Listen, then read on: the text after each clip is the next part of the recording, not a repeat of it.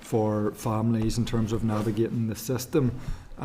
So, I mean, while I was listening to it and thinking how good it was for the Belfast Trust, I was thinking, is it something that we should maybe potentially write to the department about to see if there's engagement with the other trusts as well?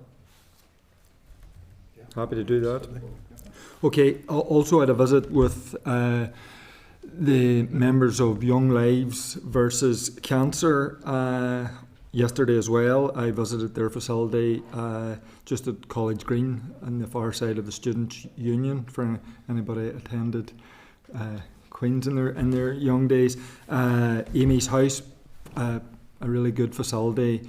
They also have Paul's House up the Falls Road, and I mean both these facilities are about allowing space for families and young people with cancer to get a bit of respite while their family members are going through treatment. So wonderful facility. They do an awful lot of good work. So I just want to congratulate them on the work that they do. And also then lastly, just in Chair's business, can I remind members to respond to the committee staff in regards to attendance at the Antrim Hospital visit next Thursday, 29th at 11 a.m. in advance of our committee. Okay, moving on to draft minutes. Can I refer members to draft minutes of the meeting held on the 15th of January? They're page 5 of the main pack. Everybody content? Mm-hmm. Okay. Matters arising. Members, or just to let you know, the urgent briefing that we talked about last week, the oral briefing, with the independent healthcare providers is due to take place at 10 a.m. on Tuesday, the 27th of January, room 21. So this session is scheduled to last an hour. I know that the Health Minister has a statement for 11 o'clock, so it gives us an hour. But it's a very important oral briefing that we have asked for, and it will provide members with the opportunity to hear directly from independent care providers on the issues relating to community care, and we've been discussing this in the committee and in the chamber and asking the Minister questions about it and debating about it for the last couple of weeks. So I think it's a really important opportunity to hear from the independent care providers. So the pack for the meeting has already been delivered, so that's good to have well in advance of the meeting.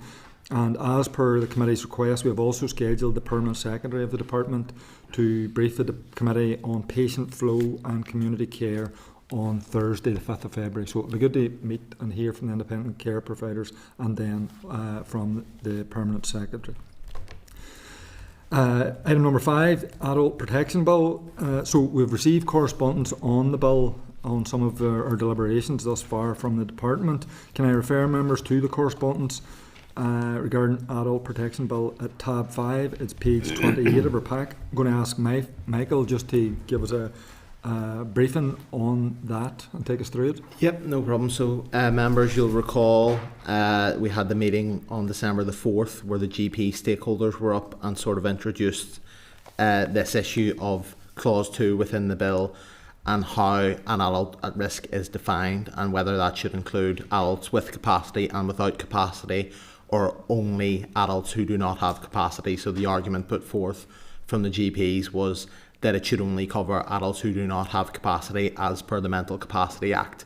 And their argument was very strongly in favour of an amendment in that regard, which I think members were quite taken by, and we decided to write urgently to the department asking for their feedback on the evidence shared from the GP. So we had asked for that before Christmas, but they needed to take some additional legal advice, so it's only came through to us last Thursday.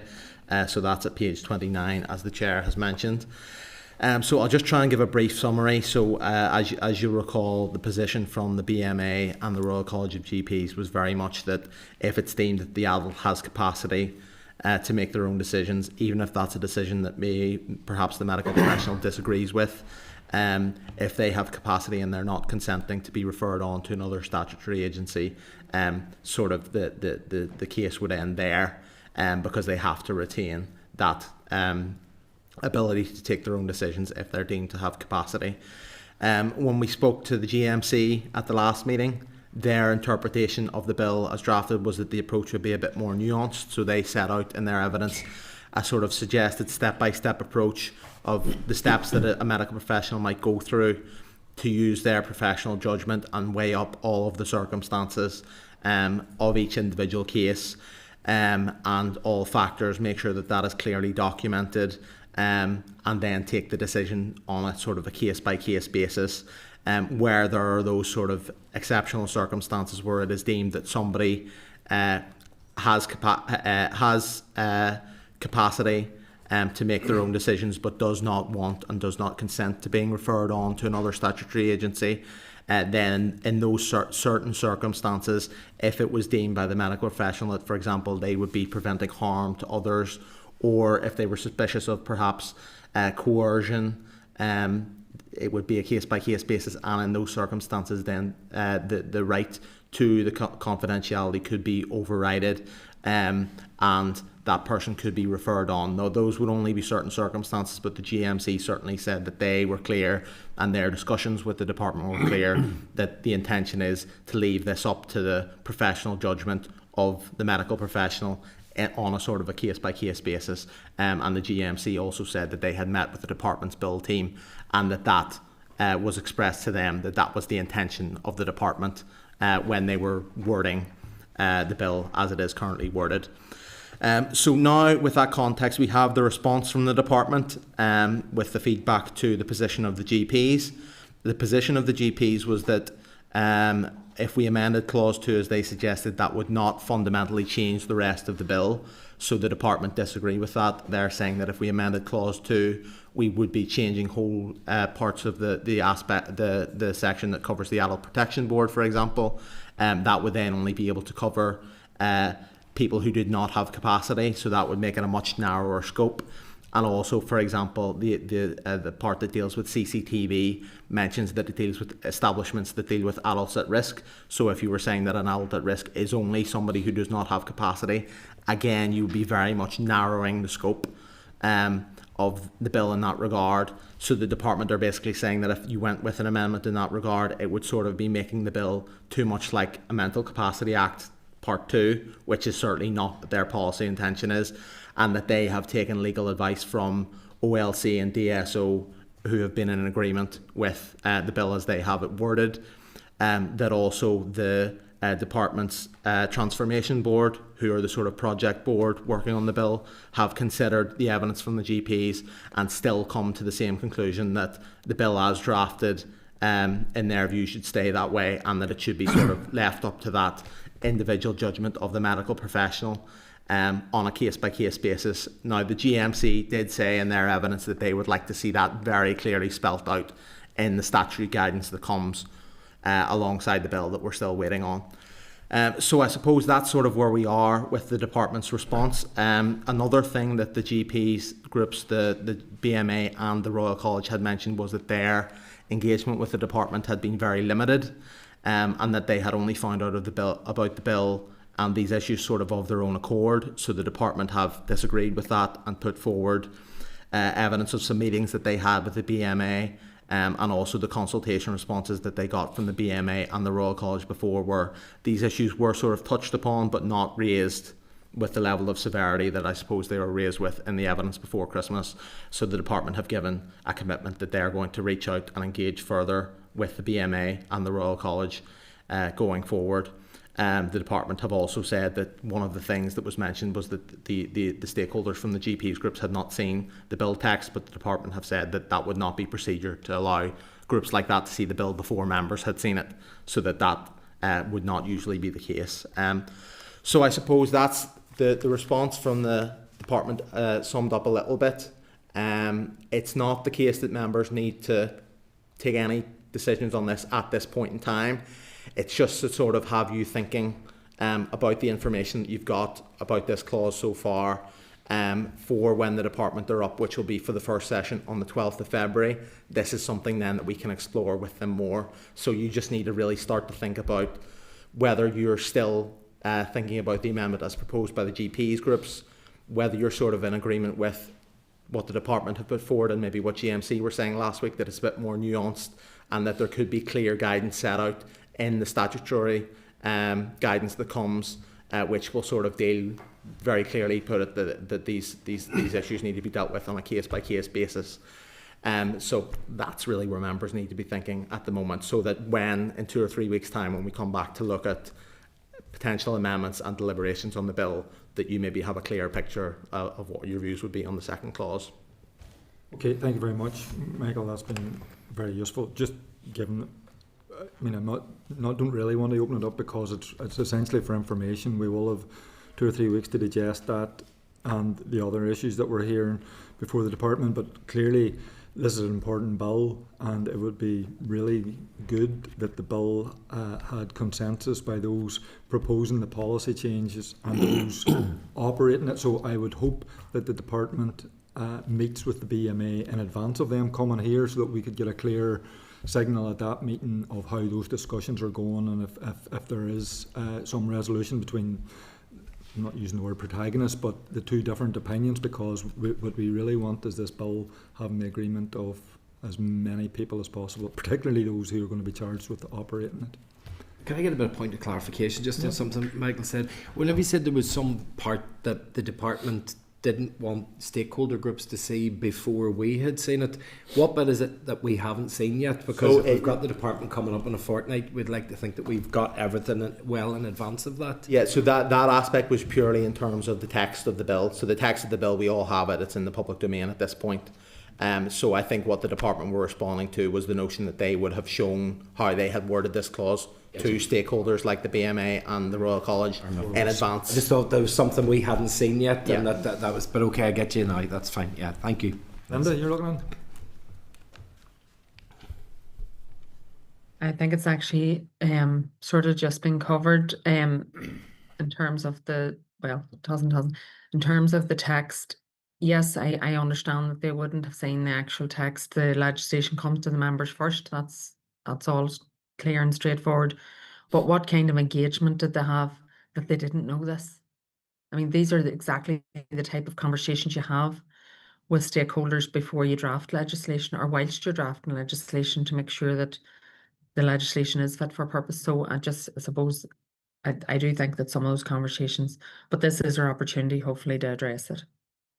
Yeah, the department are up on the 12th of February, Linda, for the first time, and will be for several weeks. So that would really be the forum for you to tease out with them more what those conversations look like, and how they've come to the wording of the bill as it is currently. No, thank you very much. Okay. Sorry, Philip, there was just another piece of correspondence at page 33 in the same section to direct members to, that came from the Committee for Justice. So something we had also done was written to the Committee for Justice for their views on the bill, because some aspects of it will overlap.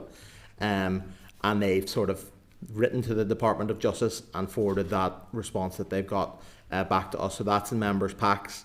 But what the department have suggested that the Committee for Justice will do is seek further views from the PSNI, the Harbour Police, the Probation Board, the PPS and the Policing Board. So we have had the PSNI and the Probation Board submit responses to the committee's call for evidence already. So they may wish to submit further evidence, but the Committee for Justice are going to write to those other groups as well to seek any views that they would have. So we'll be looking out for the response when that comes from all of those separate stakeholders as well. Good enough. Are the Policing Board will be well versed, given that they're crossover between Policing Board and this committee? Absolutely. Okay, moving on then. Item number 6, the oral briefing on Adult Protection Bill action for Muckamore. So I refer members to our papers, page 39, tab 6 of our pack.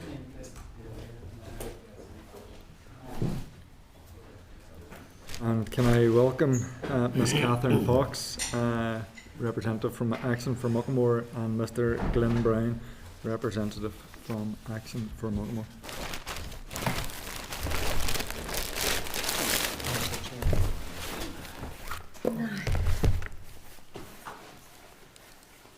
Hello, everybody. So you are very welcome. Thank you very much for taking your time to come before the committee.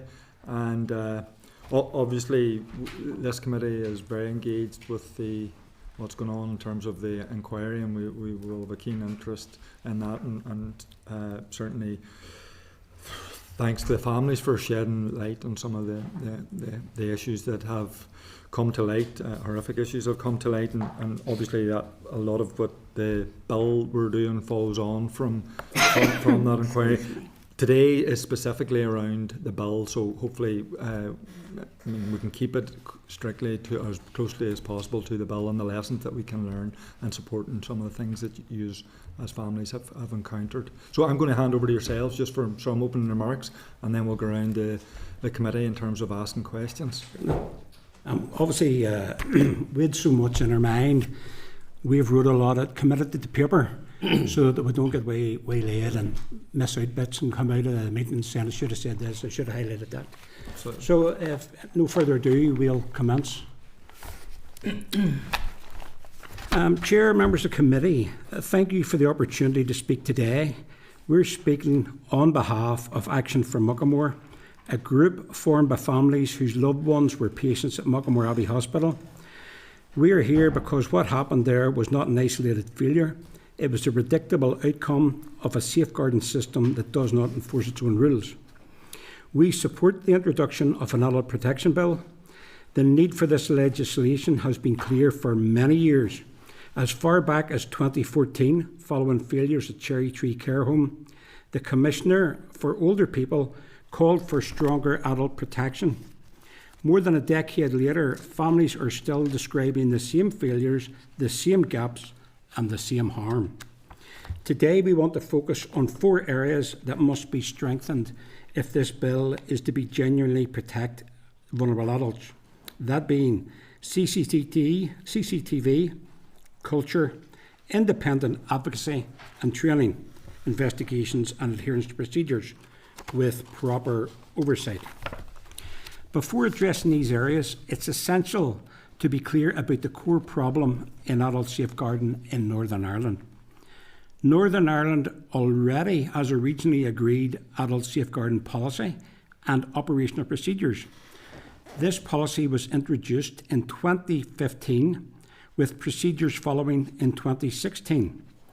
The failure is not the absence of policy, it's the absence of enforcement, oversight and accountability.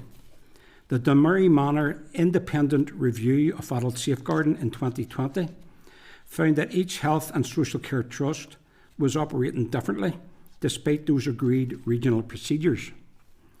That finding mirrors exactly what families experienced at Muckamore Abbey Hospital. Evidence to this effect was given directly to the Muckamore Abbey Public Inquiry.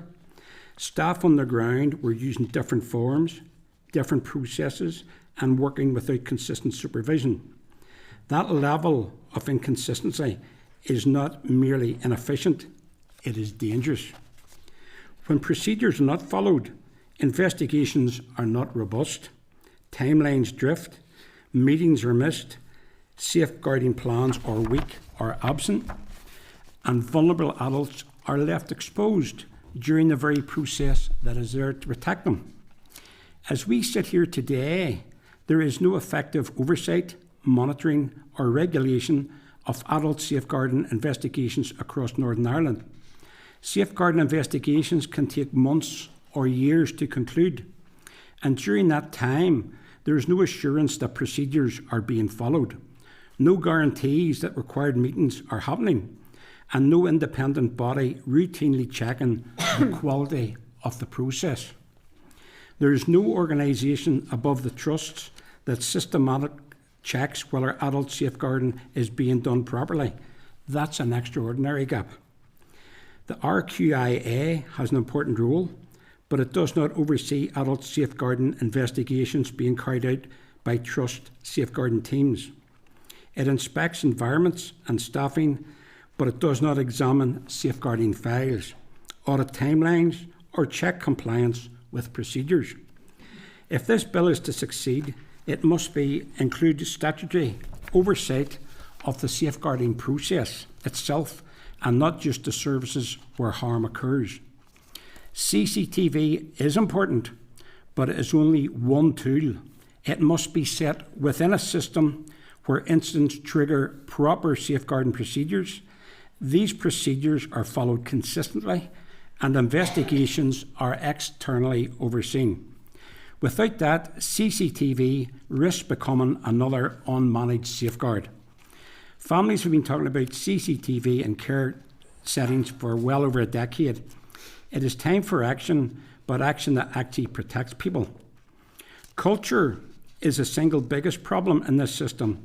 We have listened to this committee for years discuss culture reviews, culture change, yet at no point during those reviews has anybody spoken to us, the families who have lived through the consequences of that culture. For over 10 years, families have sat in meetings with senior learning disability management, and what we have experienced in those rooms has been a disgrace. A culture that allows procedure to be ignored is a culture that tolerates risk. Culture does not change through reviews alone. It changes through enforcement, accountability, and consequences. We will now read a short quote from a public statement made by a Belfast Trust social worker, Geraldine O'Hagan, which is available on the Muckamore Abbey Hospital website.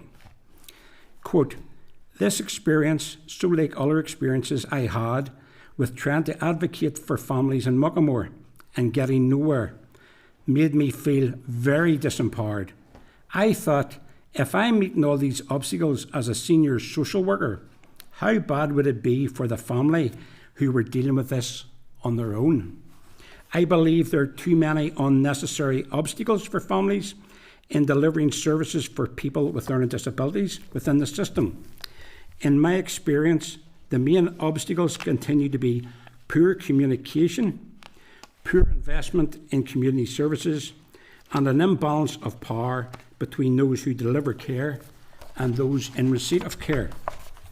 End of quote. When safeguarding systems fail, families and advocates become the only protection vulnerable adults have. Independent advocacy must be properly trained, properly empowered, and genuinely independent.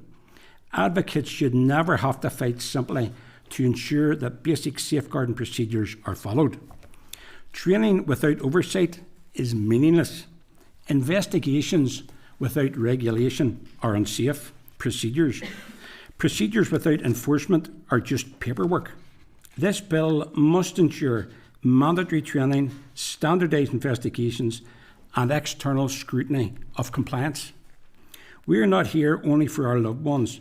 Behind us are families of children and young people with learning disabilities who are still in the children's system today. They are watching this process very closely because their children will soon transition into an adult social care system that's not fit for purpose. They should not be inheriting the same failures, the same culture, and the same risks that family before them have endured. If this bill does not address culture, enforcement, and oversight, then nothing fundamentally changes. And if nothing fundamentally changes, the next Health Committee will be sitting here in 5 or 10 years' time, hearing the same evidence, commissioning another review, and responding to another preventable failure. Chair and members, the Dunmurry Manor Review confirmed what families already knew. Adult safeguarding in Northern Ireland does not fail because policy does not exist. It fails because no one ensures it's followed. The bill is an opportunity to break that cycle. It's an opportunity to move beyond statements of regret and commitments to learn lessons. It is an opportunity to put enforcement, oversight and accountability at the centre of adult protection. If that opportunity is missed, families will continue to pay the price. Vulnerable adults will be exposed to harm, and this system will continue to fail the very people it is meant to protect. Please do not let this bill become another promise without protection.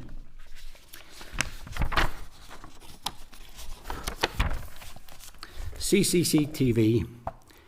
Action for Muckamore supports the use in care settings as a safeguarding measure. We want to be clear that CCTV is not about punishment or surveillance for its own sake. It's about protection, transparency and accountability, particularly for people who cannot speak for themselves. However, it's also important to say that the drafting of legislation is not an area of our expertise. We do not pretend to know the correct legal wording or structure for CCTV provisions. That is a matter for legislators and legal drafters. We do not know. What we do know is this: CCTV in care settings has been talked about for a very long time. There have been reviews, consultations and discussions for years. At this point, it is time to make a decision. It's time to set up a properly resourced task force. It is time to agree a clear approach. It's time to work on a defined time frame. It is time to implement what is agreed upon. CCD cannot remain an idea that is endlessly discussed but never delivered. At Muckamore Abbey Hospital, CCTV was the catalyst that exposed large-scale abuse. The footage showed behaviour that should never happen in any care setting. But it is also important to say that CCTV was not needed to know that something was seriously wrong in Muckamore. The failings at Muckamore were visible long before the CCTV footage was viewed. They were evident in the culture, the staffing issues, the injuries, the complaints, and the repeated safeguarding concerns. Members of Action for Muckamore were raising concerns with the Department of Health, with the Health Minister, and with the regulator long before the CCTV footage came to light. The warnings were there. They did not act on the warnings. So while CCTV is an important safeguarding tool, it must be set within a wider system that listens to families, responds to concerns, follows procedures, and has proper oversight. CCTV should support adult safeguarding, not replace it. We have studied and discussed CCTV repeatedly, and Action for Muckamore believes that trying to deal with the nuances of CCTV inside the Adult Protection Bill is fundamentally the wrong approach. CCTV in care settings is not a simple clause that can be slotted into the wider adult safeguarding legislation. It's a major complex policy that requires its own dedicated legislation. The reasons are clear. CCTV involves multiple competing rights: the right to privacy, the right to family life, the right to dignity and autonomy, the right to protection and scrutiny. Balancing these rights require detailed regulation, consultation, case law review, and strong legal drafting. This cannot be achieved by a few paragraphs within a broader safeguarding bill. CCTV varies across different care environments: hospital wards, respite units, care homes, day centres, supported living, private bedrooms versus communal areas. Each setting has different risks, different layouts, and different legal considerations. One generic clause in the Adult Protection Bill cannot possibly cover all settings safely or lawfully. The operational standards for CCTV must be extremely detailed. Standalone legislation must address storage and retention periods, encryption and cybersecurity, who can view the footage, auditing systems, triggers for mandatory reviews, rules for covert versus overt cameras, i.e. REBA, clarity on consent and capacity, safeguarding thresholds. These are not side issues. These are the core issues which will determine whether CCTV protects or creates new risks. The Northern Ireland Assembly should not attempt to deal with such a complex safeguard as a subclause. It deserves the same legislation quality and scrutiny given the major systems such as the mental capacity, social care and carers' rights. CCTV was a lifesaver in Muckamore, but it was completely mishandled. The catastrophic way CCTV was installed, stored and mismanaged at Muckamore demonstrates exactly why Northern Ireland needs detailed standalone legislation. The CCTV at Muckamore was not covert, it was overt. Nobody in the whole Northern Ireland Health Service had any clue what the status of the overt CCTV was, despite it being installed only for adult protection purposes in 2015. And I note there were signs all over that facility. You could hardly walk 10 feet without a sign saying you're under 24-hour surveillance. The CCTV installation and the CCTV management at Muckamore is a clear example of how not to do it. Look at the huge cost to the public purse and the huge cost to families because of the Muckamore CCTV fiasco. Footage was not monitored, timeframes were ignored, staff bullied anyone who questioned it, no audit system, no guidelines, no triggers for action. Governance collapsed. The Adult Protection Bill cannot correct these failings with a few brief clauses. Only a full dedicated CCTV and Care Settings Act can. The Adult Protection Bill is already overloaded.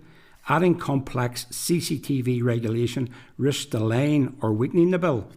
Two separate bills mean stronger adult protection, stronger CCTV regulation, and more effective scrutiny. They complement each other. They should not be forced together. Chair, we strongly support CCTV, but we believe it is too important to be squeezed into a single clause in a wide-ranging bill.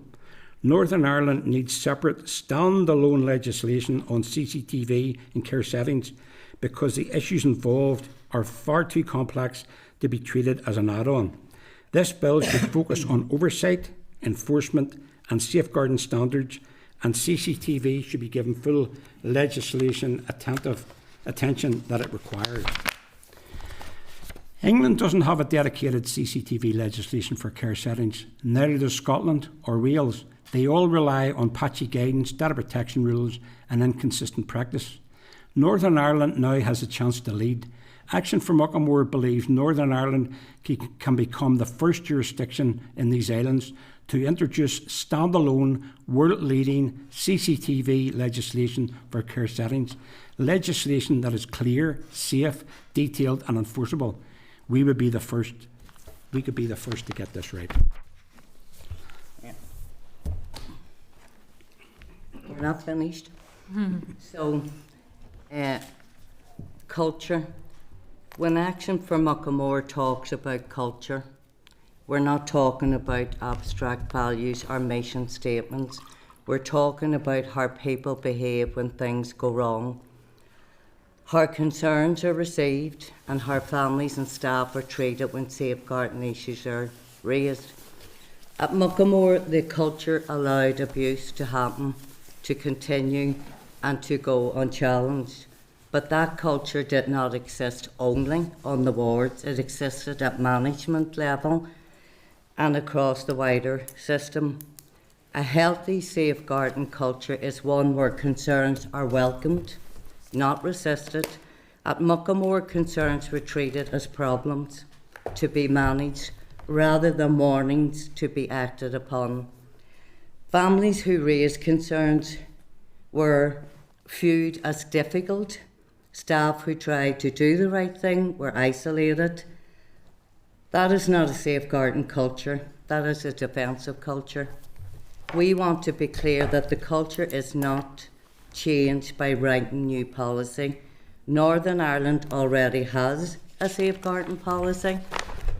What was missing was a culture that enforced them. Culture is revealed by actions, not words. At Muckamore, actions showed that reputation was prioritised over safety and control was prioritised over transparency. The evidence heard by the public inquiry shows that people who spoke up were not supported, some were marginalised, some were ignored, and some felt actively discouraged from raising further concerns. This is why Action for Muckamore believes that culture cannot be left to goodwill or leadership style. It must be shaped by law, oversight and consequences. If there are no consequences for ignoring safeguarding concerns, the culture will not change. If families can be excluded without challenge, the culture will not change. If investigations can be delayed for years without scrutiny, the culture will not change. The Adult Protection Bill must therefore do more than describe good practice. It must create conditions where the wrong culture cannot survive. That means independent oversight, mandatory procedures and accountability where those procedures are not followed. Culture also affects many members of Action for Muckamore as older carers who have experienced years of stress, fear and exhaustion because of how they were treated when they raised concerns. The way carers are treated is a direct reflection of an organisational culture. We want to be clear that Action for Muckamore is not asking for blame for the sake of blame. We're asking for a culture where safeguarding is taken seriously from the first concern, not after the harm has been proven. The Health Committee has heard many times that culture needs to change. What we are saying today is that culture will only change if it is reinforced by law, oversight and enforcement. The Adult Protection Bill is an opportunity to hardwire a safeguarding culture that protects people, listen to families and support staff who do the right thing. If culture is not addressed properly in this bill, the same behaviours will continue even under a new framework. Culture is not a side issue. It is central to whether the legislation succeeds or fails. Mr. Brown. That leads us to independent advocacy. When Action for Muckamore talks about independent advocacy, we're talking about the presence of a voice that is separate from the health trust, separate from the care provider, and focused solely on the interests of the adult at risk and their family. Many of the people cared for at Muckamore could not speak for themselves. Some had limited communication, others had none. Some lacked capacity of understanding of many issues. Some were entirely dependent on others to raise concerns on their behalf. In those circumstances, independent advocacy is not optional, it is essential. At Muckamore, families were often the only advocates, yet they were excluded, marginalised or treated as a problem when they raised concerns. An advocate must be independent, not just in name, but in practice. Advocacy that sits within the same system being scrutinised is not independent. Independent advocates must be able to challenge decisions, question delays, escalate concerns without fear of retaliation or obstruction. Action for Muckamore believes that independent advocacy should not depend on whether a family knows how to navigate the system or has the strength to keep pushing on. Older carers in particular should not have to fight complex systems on their own while dealing with stress, ill health and exhaustion. Independent advocacy must be available early, not introduced after harm has occurred. Advocates should have access to information, meetings, documentation. Without access, advocacy just becomes symbolic rather than meaningful. At present, advocacy provision is inconsistent. Some people receive support, others do not, and families are often unclear about what advocacy exists or how to access it. The inconsistency leaves vulnerable adults exposed and places an unfair burden on the families. Action for Muckamore believes that advocacy must be embedded in the safeguarding process itself, not added on as an afterthought. Advocates should have a recognised role in adult safeguarding investigations, Mental Capacity Act processes and care planning decisions. Advocacy must also be properly resourced. An underfunded advocacy system cannot provide effective challenge. We also believe that advocates should be trained in learning disability, safeguarding and trauma-informed practice. Independent advocacy protects not just the adult at risk, but the integrity of the safeguarding system. Without independent advocacy, the system relies on families to be persistent, resilient and knowledgeable, which is neither fair nor safe. The Adult Protection Bill must therefore make independent advocacy a core component of safeguarding, not a discretionary extra. If advocacy is not guaranteed in law, the same patterns of exclusion and imbalance of power will continue. Independent advocacy is all about balance. It ensures the most vulnerable people are not left voiceless in systems that hold power over them. and you'll be glad to know we're coming to the end. So, training, investigation and adherence to procedures. When Action for Muckamore talks about training and investigations, we're not talking about box ticking or compliance on paper. We're talking about whether safeguarding actually works in practice when concerns are raised. Northern Ireland has adult safeguarding policies and procedures. The problem has never been that they do not exist.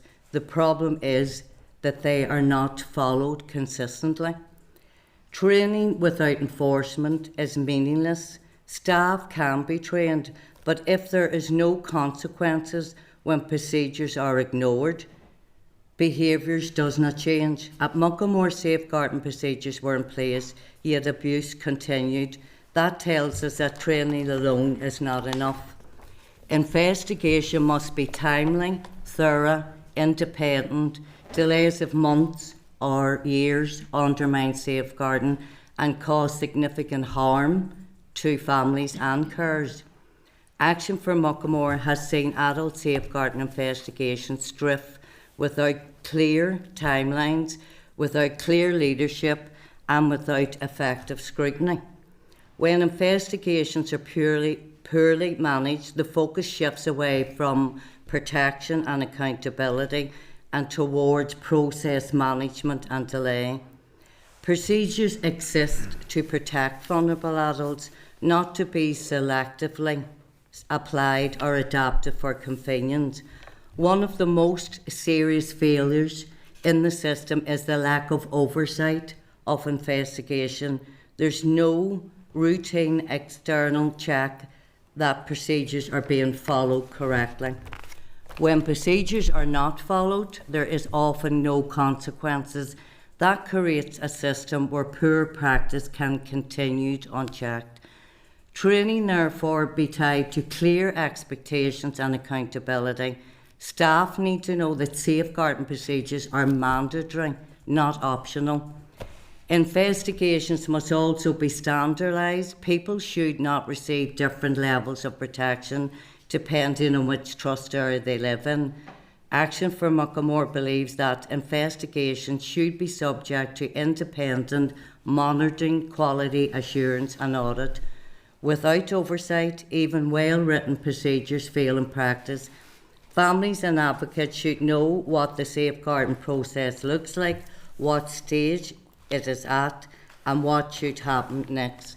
Lack of transparency in investigation increases stress and erodes trust.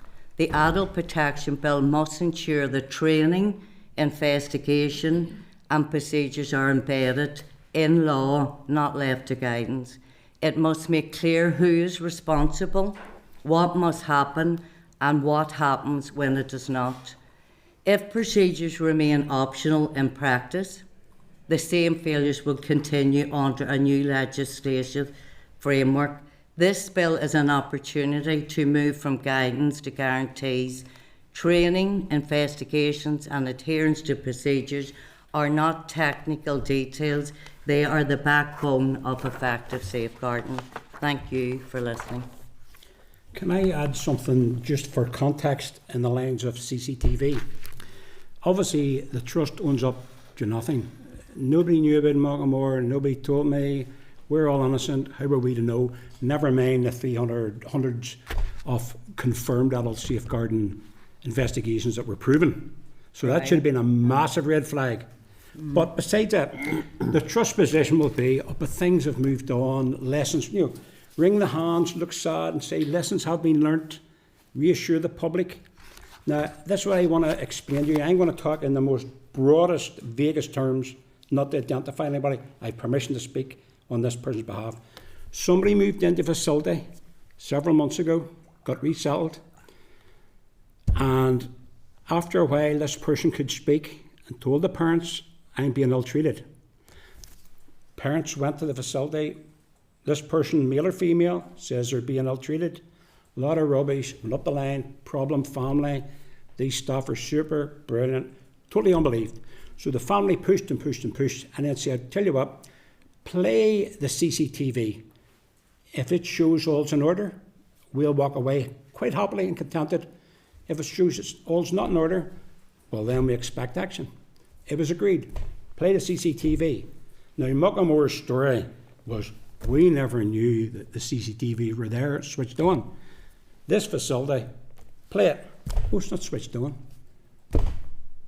So you've got a CCTV facility, wasn't switched on. Well, I better go on as in from now.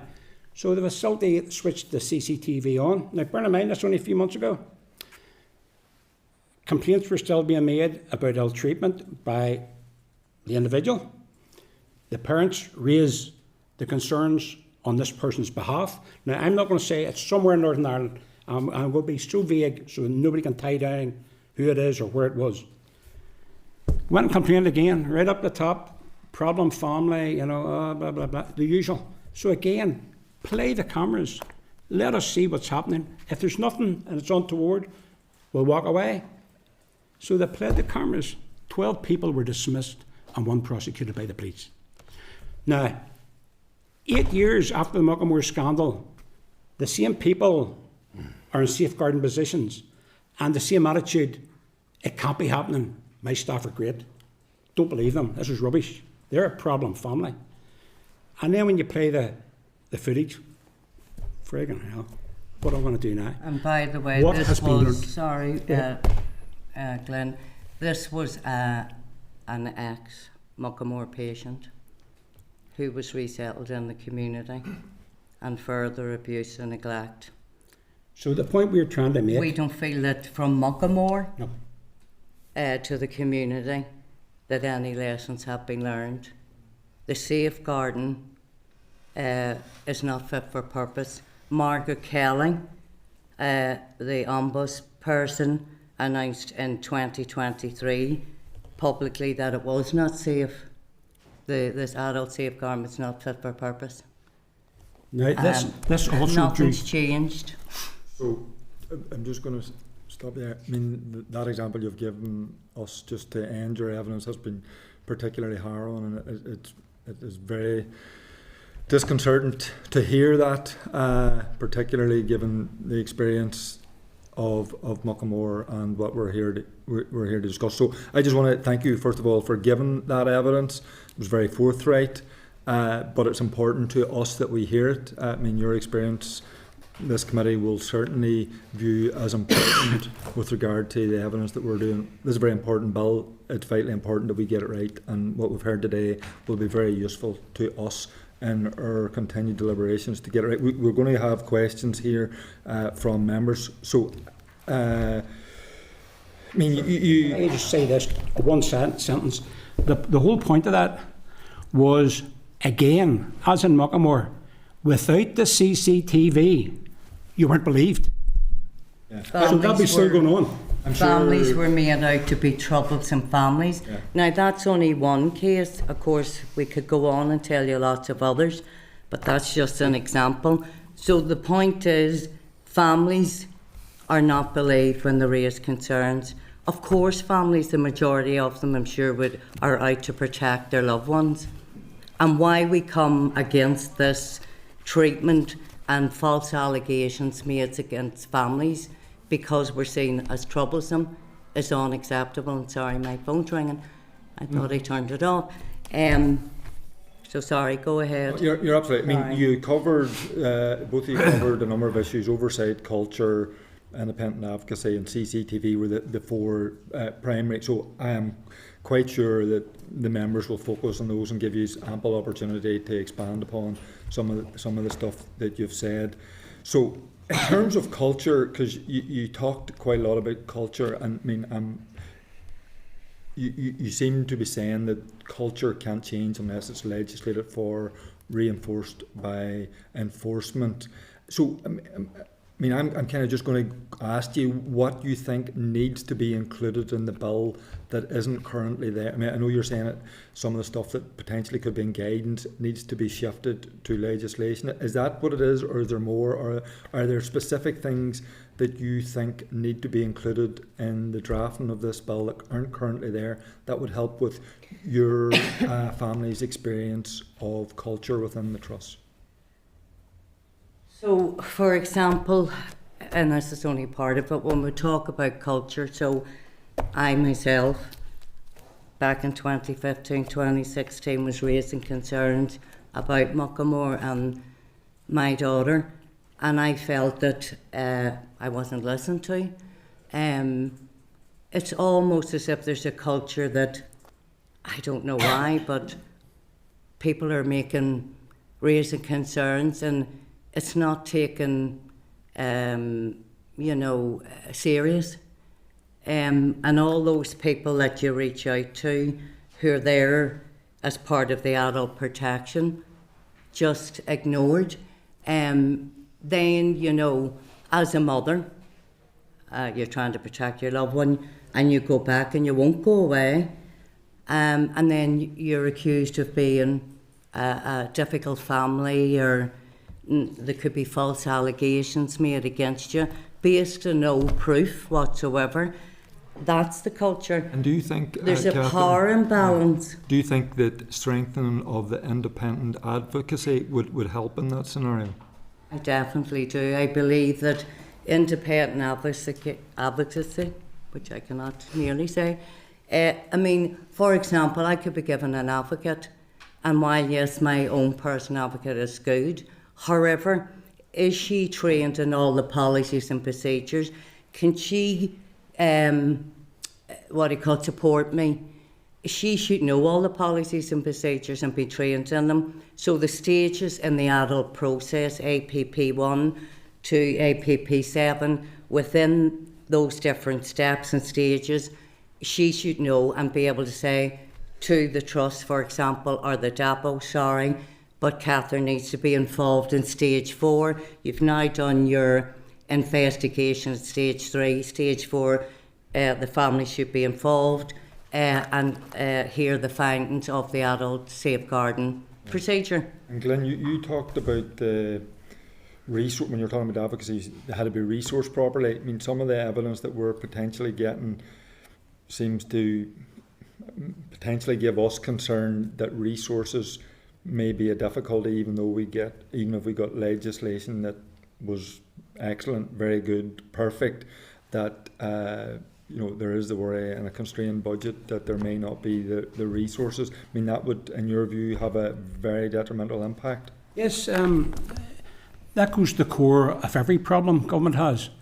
If you don't resource what you're trying to achieve, it'll become a farce. I mean, the police said, we were watching them online, that if you go piecemeal fashion to introduce something, I'll bring this bit in and bring that bit in, not properly resourced, it'll end up a shambles. Every department, the police, RQI, everybody's under financial cosh. RQI is meant to have an oversight of adult safeguarding, but they've told us they're not resourced to do that. So they make gurn that your light switches are a bit dirty and change those, but the crucial issues, they're not resourced to check and enforce. And to me, that's a critical feeling. They should have oversight from start to finish. If I'm going to inspect a facility, how many adult safeguarding investigations have been proven in this facility? Do I need closer scrutiny here, or is this coming up smelling the roses?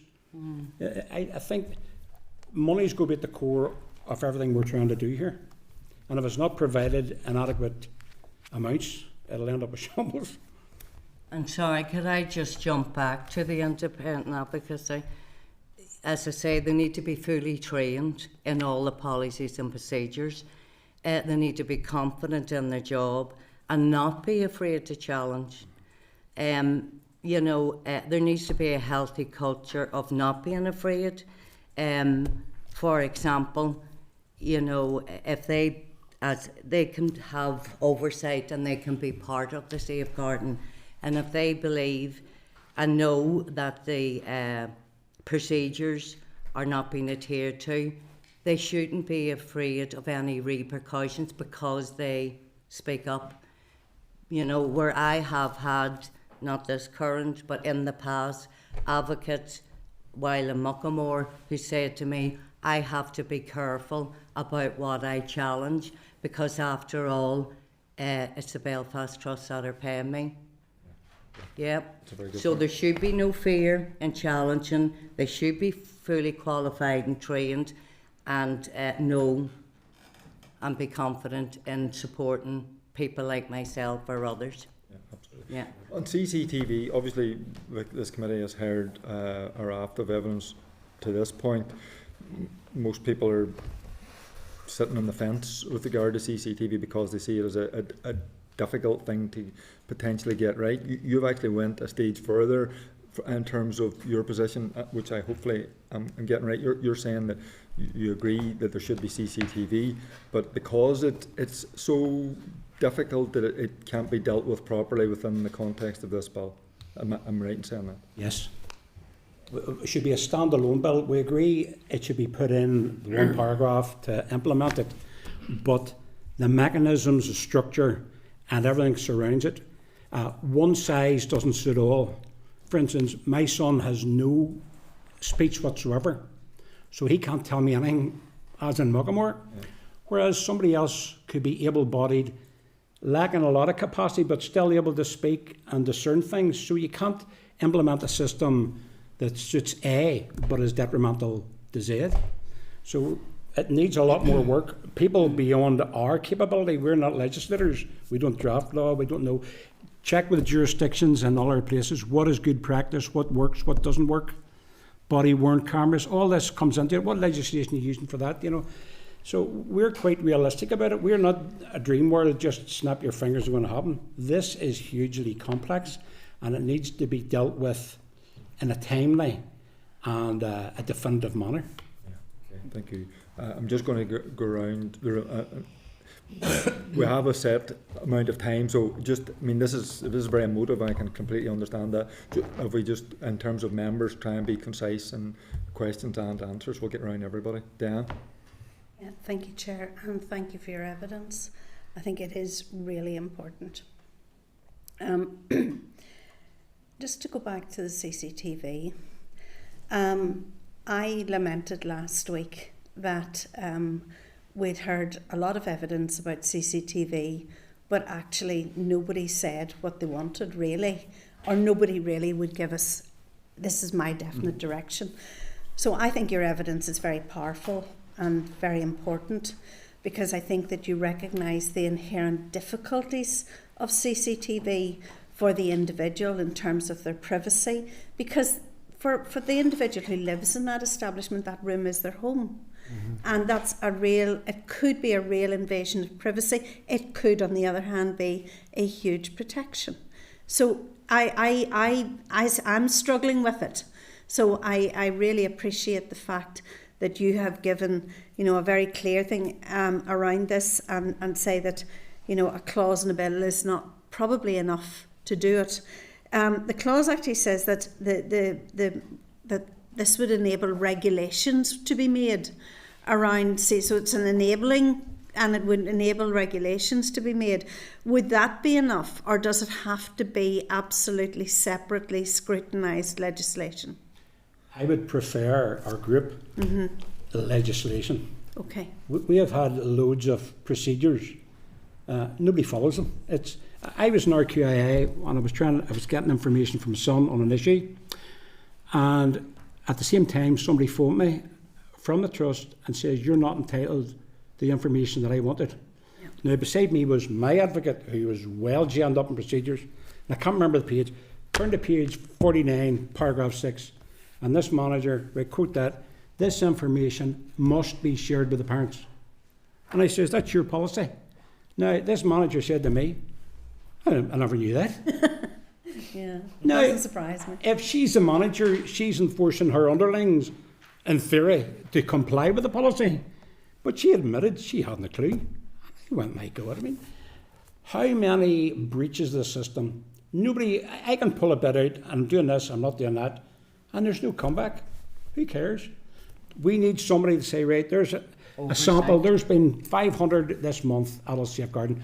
We'll pick a sample of 10, we'll start at phase 1, right the way through, see was it handled properly, is there learning we can give back to trust, and are they willing to learn? That's another question. Yes, I think that your point is very, very well made around culture. And there are any of us that advocate on behalf of our constituents or just people who write into us will understand that culture is a real inhibitor to progress and indeed, in your case, to safety of your loved ones. So I think the point that you make around culture is really, really important. So I'm going to make my note that regulation is not sufficient. Separately scrutinised legislation is where you think the CT, and if you have to wait a little bit longer, you're happy to do that. Right. We've got that right. Okay. Well, to be honest, culture in any organisation will all tell you it's hard to change. Oh, no yes. matter what your organisation is. And it takes years to change, and really strong leadership to change it. I think that's important. The Adult Safeguarding Board, have you any views on it? Okay, I'm trying to find my note on it. Sorry. Our problem is, if you take Muckamore, there was RQIA, there was a Health and Social Care Board, there's the Belfast Trust, there's all these different stratas of governments and oversight. But none of them worked. So our worry is all these things are great on paper, but unless you've got an inquisitive mind, you start challenging, why is there so many people going into seclusion? Is there no better, less restrictive practice?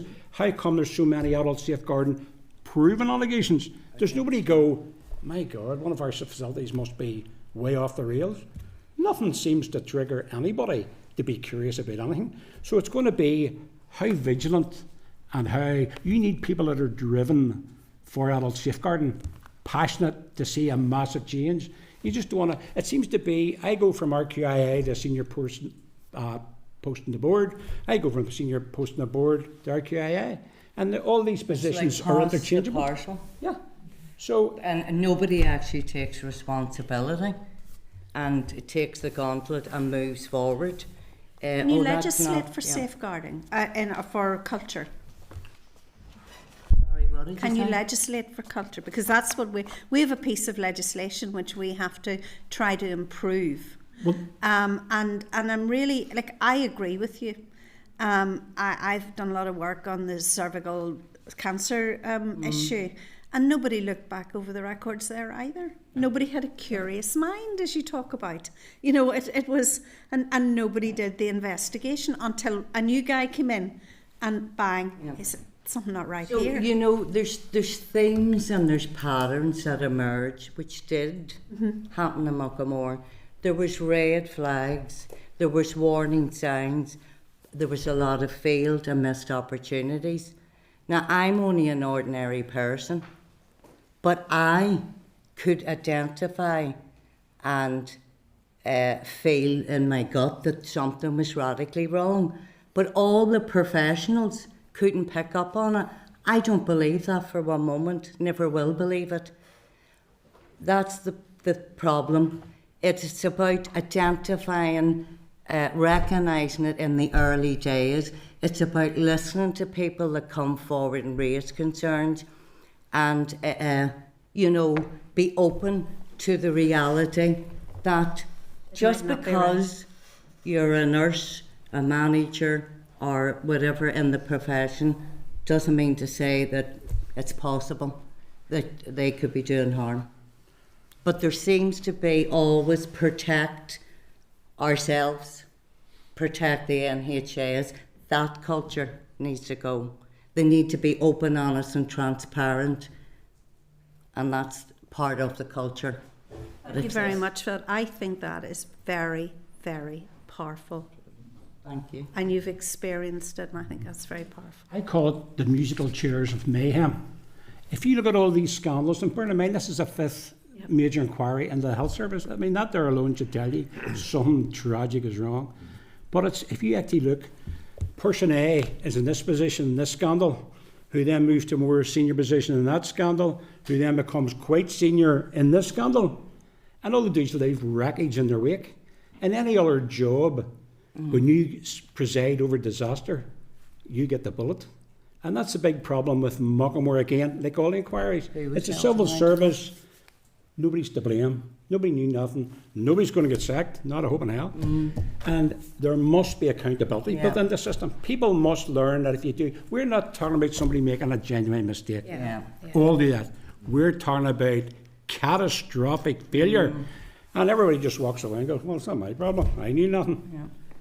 Yeah. I think that most members of the committee here would agree, and I wouldn't pretend to speak for everybody, but accountability is one of the biggest issues that we 100%. find in health services. Absolutely. Thank you, Chair. Okay, thank you. In terms of the separate CCTV legislation, I mean, obviously, depending on the final version of this bill, we have the ability for secondary legislation, which will complement the first one, and it also carries out with full committee scrutiny and public consultation. So, I mean, that's a potential avenue in terms of additionality with regard to the CCTV aspect. Is that something that... And we would welcome that we are invited back to speak about that, and if we can help in any way with through our experiences. But I would also add, again, this process, two plebs at the bottom of the pile Not plebs, a very important are being asked to make changes. Where's the senior management? Where's your constructive proposals to protect their own? What's your view on CCTV? Let's see you drive something forward. Let's see you do something right for a change. It shouldn't be up to the parents, as usual, to expose the scandal, to expose the cover-up, to expose the suppression of information. It's Fight for on us public for everything. inquiry. Fight for public inquiry. You know, even senior people had to be ordered to do their job. I'm going to watch 25% of the footage in the worst scandal in UK history. No, you're going to watch 100% of the footage. I moved to get people that watched the alleged abuse in our ward. No, you're going to suspend them. You had to be ordered to do your job. Now, the boss sets the tone for the organisation, and if that's your response, that says it all to me. Okay, I should say... Sorry, this there's one committee- more thing I'd like to say in relation to what Glynn's saying. So, for example, in Muckamore, it was a joint protocol. Yeah, the police and the Belfast Trust. I don't believe that the Belfast Trust should have been investigating themselves. It was not independent, and as we know, within the first 2 years, it was totally incompetent, and that in itself was horrendous.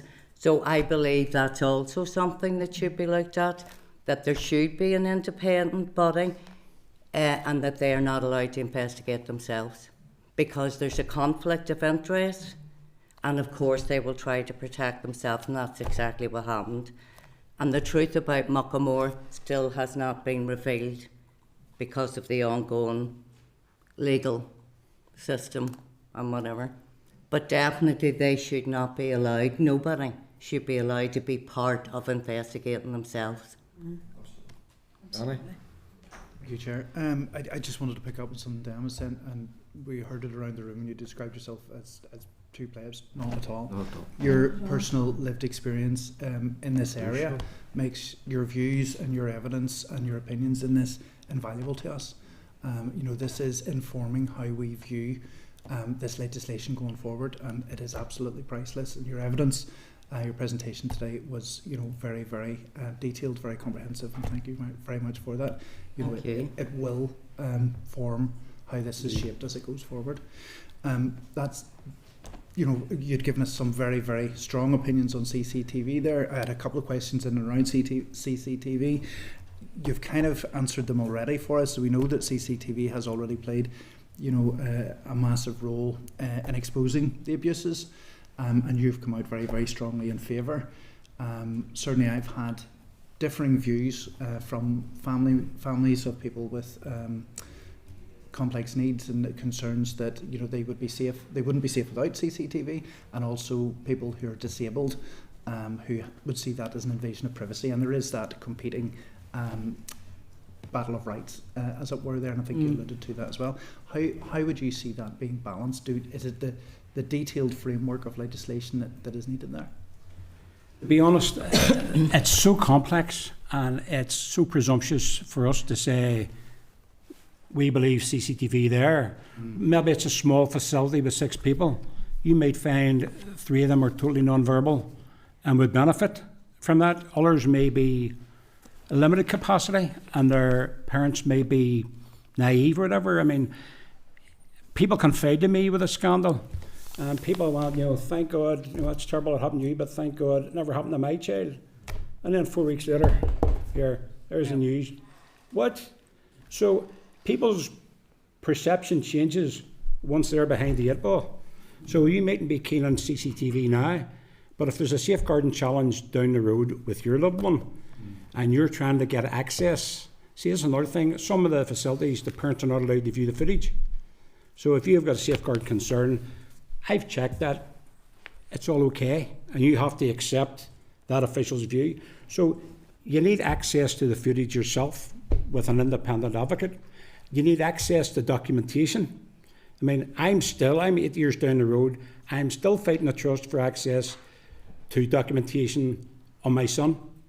I FOI now. See, that I was told at the very start by Sean Holland, a parent shouldn't be using FOI to access information that should be provided over the counter by the trust. We're open and transparent. And I want to choke someone when I hear that, because every time you use that phrase, then they do the exact opposite. Now, I'm 8 years down the road, still trying to access information on my child. And now, here's the hunter saying, your son's no capacity, so we can't now give you that information you're requiring, because we don't know if he would really want that. I think, well, you've been giving me information for 8 years, but the minute I ask for the 350 adult safeguarding or the adverse incidents that are outside Operation Turnstone, now there's all these obstacles putting up. So I'm being honest, I would tell the public, do not believe them. They're not open and transparent, and they will frustrate you at every corner. It needs to be wrote in, the parents have access to all relevant documentation for their loved ones' safety. There's so many things wrong with this country, to be honest, on adult safeguarding. And your example that you gave there that was highly concerning, and a very recent example, you said 3 months ago. I didn't say 3 months ago. What happened a few months ago? I'm trying to be vague so nobody can start beavering to see. So sorry, Glynn, that's what I'm. Safe now, by the way, in an environment where they are safe and they are free from abuse. So that's. So there is CCTV in some facilities, and as I say, it has proved very beneficial. So, you know, while we understand that it can't be mandatory because there's too many nuance around it. However, we must, in my opinion, look at the most vulnerable, non-verbal, maybe no capacity, and it may well be that it's on an individual basis, and it may come down to choice. But I don't think anybody would disagree that it is effective, CCTV. It also can be used for positives. For example, PBS, positive behavioural support, does you understand that? No? Right. So, well, I'm not going to start giving you the lesson at the moment. But for example, if there was CCTV, there's an incident, the PPS practitioner maybe could view that, look at the behaviour of the staff. We're not talking about negative here, but and learn from that, from observation. You know, well, maybe you could have approached the service user or spoke to them in a different way. That then would, eliminate the trigger. And so it could be used for other reasons as opposed to safeguarding, in my opinion. One other thing I'd like to draw your attention on that issue of CCTV. If you watched Winterbourne View, and then it was followed by Wharton Hall. Now, in that facility, it was being bought over by a different provider, and there was covert cameras used by the panorama team. And what the scary thing there was the abusers would call it clothesline, and as a patient went by, they'd put out their fist, catch him in the throat and drop down. But they were saying amongst themselves, being recorded, a new provider is talking about installing CCTV in this facility because of the allegations. And some of the abusers, and this is chilling, doesn't matter, will not abuse him anymore in the communal areas or the hall, will do it in their bedroom or the toilet where there's no cameras. Now that shows the mentality of an abuser. That's part of the issue that has been raised with us, that people will find areas that aren't covered by CCTV and use that, and as you say, the mentality of the abuser is horrific, and I remember those those Yeah. images, and it absolutely is. Exactly, but then if we go back to what we previously said, the oversight, the scrutiny, the governance, the monitoring, which we believe should come from the RQIA, early detection, warning signs, as was in Muckamore, to prevent as opposed to dealing with it when it happens. All of those mechanisms, if they're more robust, and as I say, they're monitored and audited on a regular basis, can be tools to pick up warning signs. Absolutely. Yeah, and then CCTV will only be one tool in the bag of safeguarding. Yeah. Absolutely appreciate that. Yeah. Thank you very much. Okay, thank you. Linda? Thank you, Chair, and thank you to both of you for your presentations. And I just want to reference one thing. I think you're far from plebs. I think that your presentations have been articulate, easily understood, and really, really important to what we're doing and what we're scrutinising at this moment in time, because at the end of the day, you are the people who have experienced it, you are the lived experience, and therefore you are the most honest voices in this whole process, because you're saying this is what we lived through, this is what we experienced. You have skin in the game, but your skin in the game is to protect people, and that's what this legislation's about. It's not about, protecting any organisation or individuals who have done or may potentially do harm. I think your point around culture is really important. And I know Diane asked, can you legislate for culture? Duty of candor. Yes. That's Yeah. the only legislation Individual for culture. statute, yes, Yeah, absolutely. accountability, duty of candor, and individual Absolutely. duty of candor would be a great deterrent. And it allows for some of the stuff that you talked about, both of you talked about, but particularly yourself, around that issue of protecting staff who are afraid to speak up. Because the duty of candor actually encourages and protects, and I know it's not in this legislation, but I'm just making the point, and I think it is important. And we have asked other people what their view is, and I think your view, you've just made it very, very clear. Just in terms of the CCTV, and yes, that would mean, separate legislation would mean it taking more time. I think probably to say that it would be a little more time is not. I wouldn't confidently tell you it would be a little more time, right? I'm just being honest with you, because I've seen what the legislative process can be in terms of us waiting for legislation coming from departments and the Bill's office being under extreme pressure as well.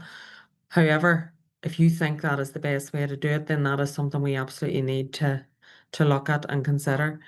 And I'm just wondering, Chair, maybe in light of what has been said, could we look at the legislation that has been used and how I'm speaking as a member of the policing board as well as a member of the health committee. So obviously, police officers use body-worn video, and that has been a process in itself. It was optional whether you wanted to turn it on or not, and more often than not, when things went wrong, the body-worn video was not turned on, and that has changed, but culture has had to change for that to change. But in making it mandatory, that changed the culture as well. So I think you're right about, that there need to be rules put in place in order to change the culture. It won't change of its own accord. It's just not realistic. It's not what happens. We see it. And I think that accountability and scrutiny piece is really important. So Chair, maybe if we can get some information around the body worn video. I mean, nurses are now wearing them in Anne-Marie Hospital. There's a pilot scheme currently. Yeah. So that might form some. So it's how we can, basis. Because that doesn't involve necessarily having CCTV watching every move that that the service user makes, but it does watch every interaction with staff members, and maybe that gives a level of protection. I don't know. I think it's something that would have to. I'm throwing it out there for. It's something we need to look at, or we need to ask the departmental officials. Just to And cut the that other thing, conversation We'll visit to Anne-Marie Hospital next week, specifically looking at the body worn cameras, CCTV, How and the successful. operation of it. So that conversation we will be having next week with those who are operating it currently in Antrim. So we can ask those questions. I think that's a good opportunity. Well, Sorry. sorry, clearly, I presume the staff, this pilot scheme was brought about because staff needed to be protected. You know, substantiation of incidents that may happen. That's no different from what we feel. We want our loved ones protected as well. And we are strongly advocating for CCTV. And I think currently this bill, how many years to take this bill to sort of... Where they're claiming to draft it. Yeah, well, probably much longer. My only concern is that while we realise that CCTV can't be mandatory, it doesn't fit all situations. But at the same time, I would be concerned that how long more will we wait for an individual an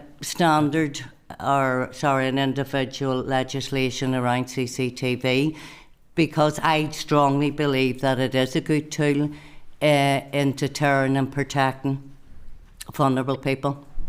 Yeah, So- and I mean, it also, I think the point needs to be made that it also does protect staff. Yes, Nobody exactly. should be afraid of, nobody should be afraid of having that kind of oversight if they know that they're doing the right thing. And I made this point as well around police officers whenever they were wearing body-worn video. It protected them from false accusation, or Yes. from also was able to show the full series of events. So Well, if I you've do think- nothing to fear, if you've nothing to hide, you've nothing to fear. That would be my motto. And if everything's open, honest and transparent, well then why not? And as I say, we walk down our streets and there's CCTV, and I do get the nuance around privacy and confidentiality and all that. But unfortunately, the mere fact we're discussing CCTV says it all, because of the failures in protecting the most vulnerable within our society. The largest adult safeguarding ever in the history of the NHS, Muckamore Abbey Hospital. So otherwise we wouldn't be discussing it. And only for Glynn Brown pressing forward and uncovering the CCTV, the abuse at Muckamore may well still be continuing. So that's the reality of the truth. So it does need to be used as a part of a safeguarding. It's just there's too many nuance around it to have it mandatory. Yep. Also, I'd like to say, just to refresh your memory, a previous health minister, Edwin Poots, after the Winterbourne scandal, wrote to all the heads of trusts, 2014. you're going to have to reassure me that this catastrophe can't happen on our watch. Rob's close. So everybody was writing back, we're on the ball, we're aware of this, we're on top of it, don't you worry, things are sweet. And then you get a litany. I mean, Muckamore is only the end result of all these failures.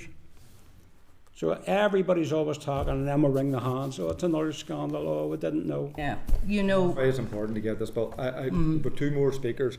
Our next All right. presentation are there, so I want to allow the next two members to get their questions. And Thank you, sorry, Chair. we've now Thank you. three members, so that we get moving on to. Okay, so Nuala.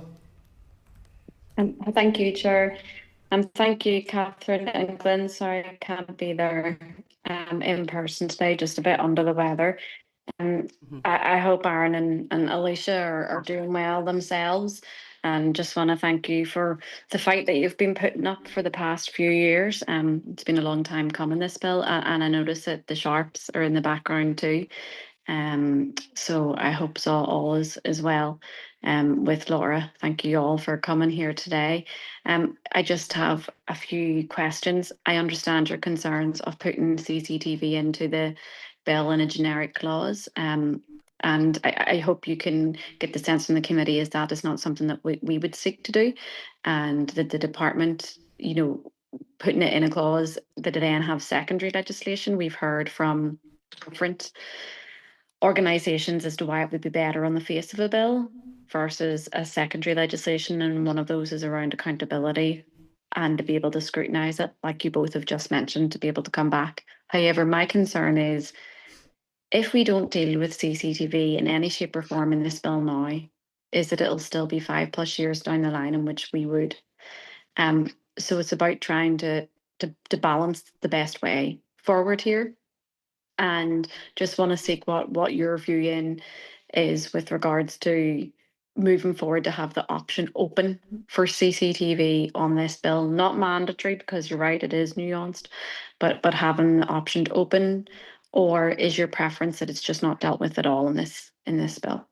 No, we would prefer it to be in the bill Yeah. and bolster it with secondary legislation as and when they're able to draft it in a professional manner.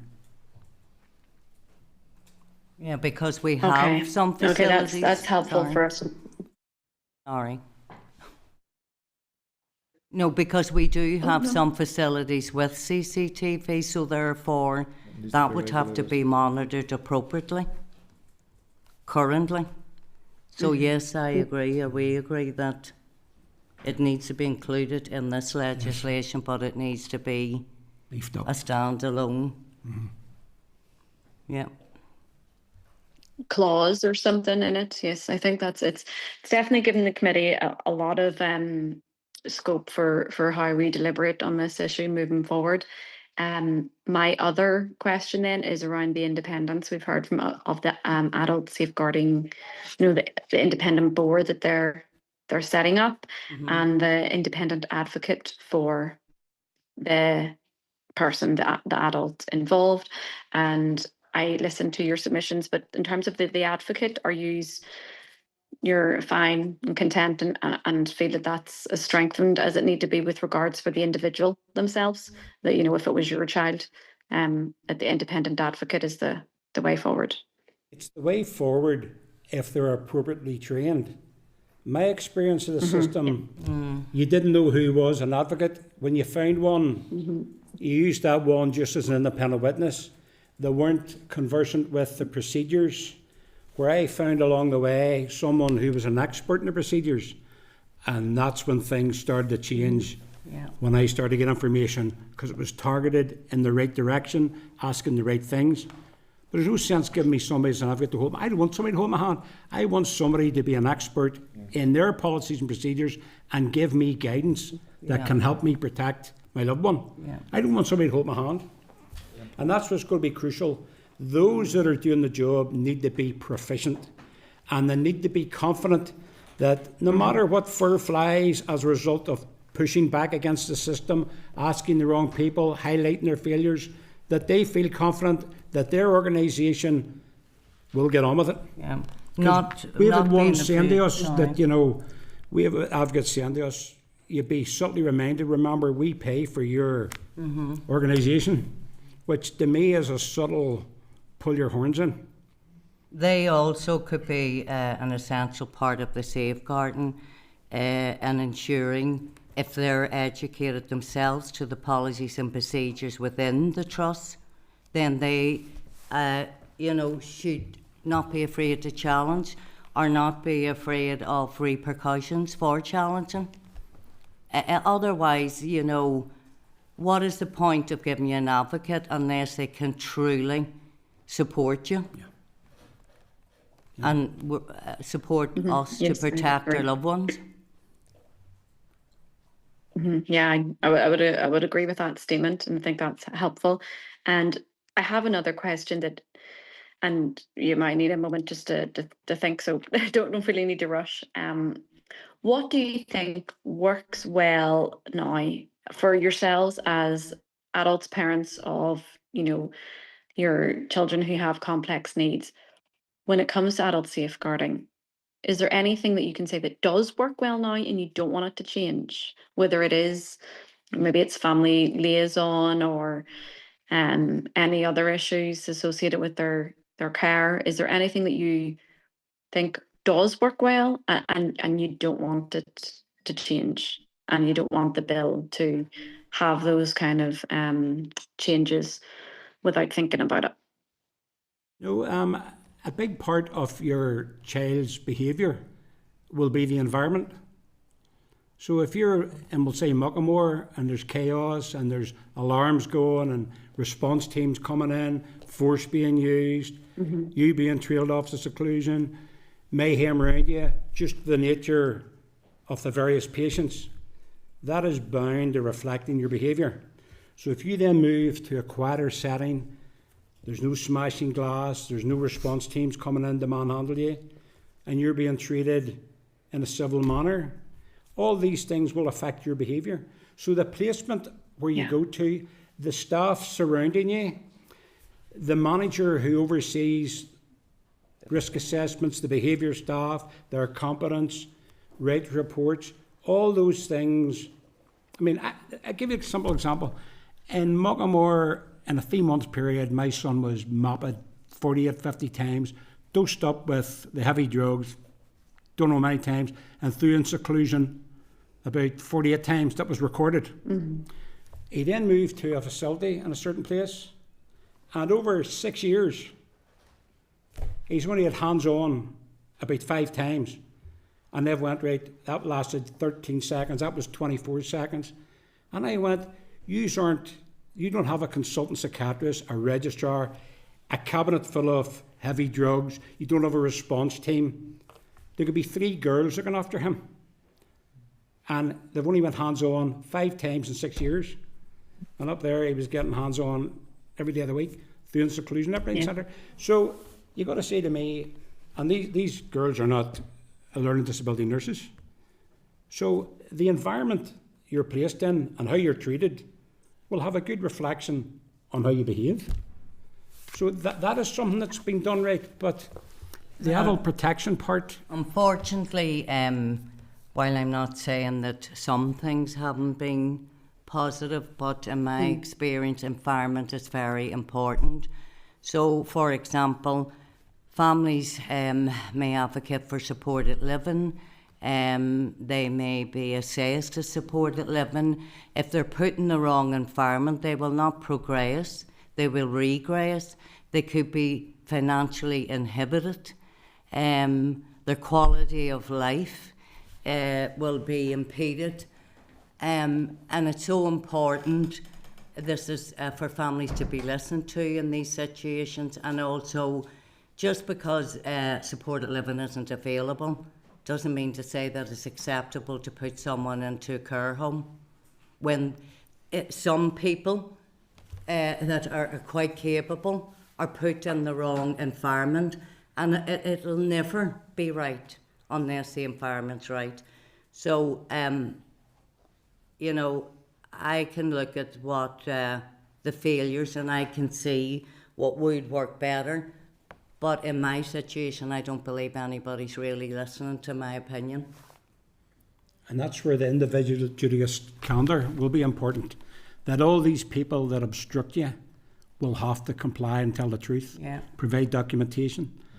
And if you treat people properly and give them access to information, you may be able to assuage their fears on a range of issues. I mean, I think as families, what we want is people to work along with us, you know, to help us, because all we're interested in is the well-being and best interests of our loved one.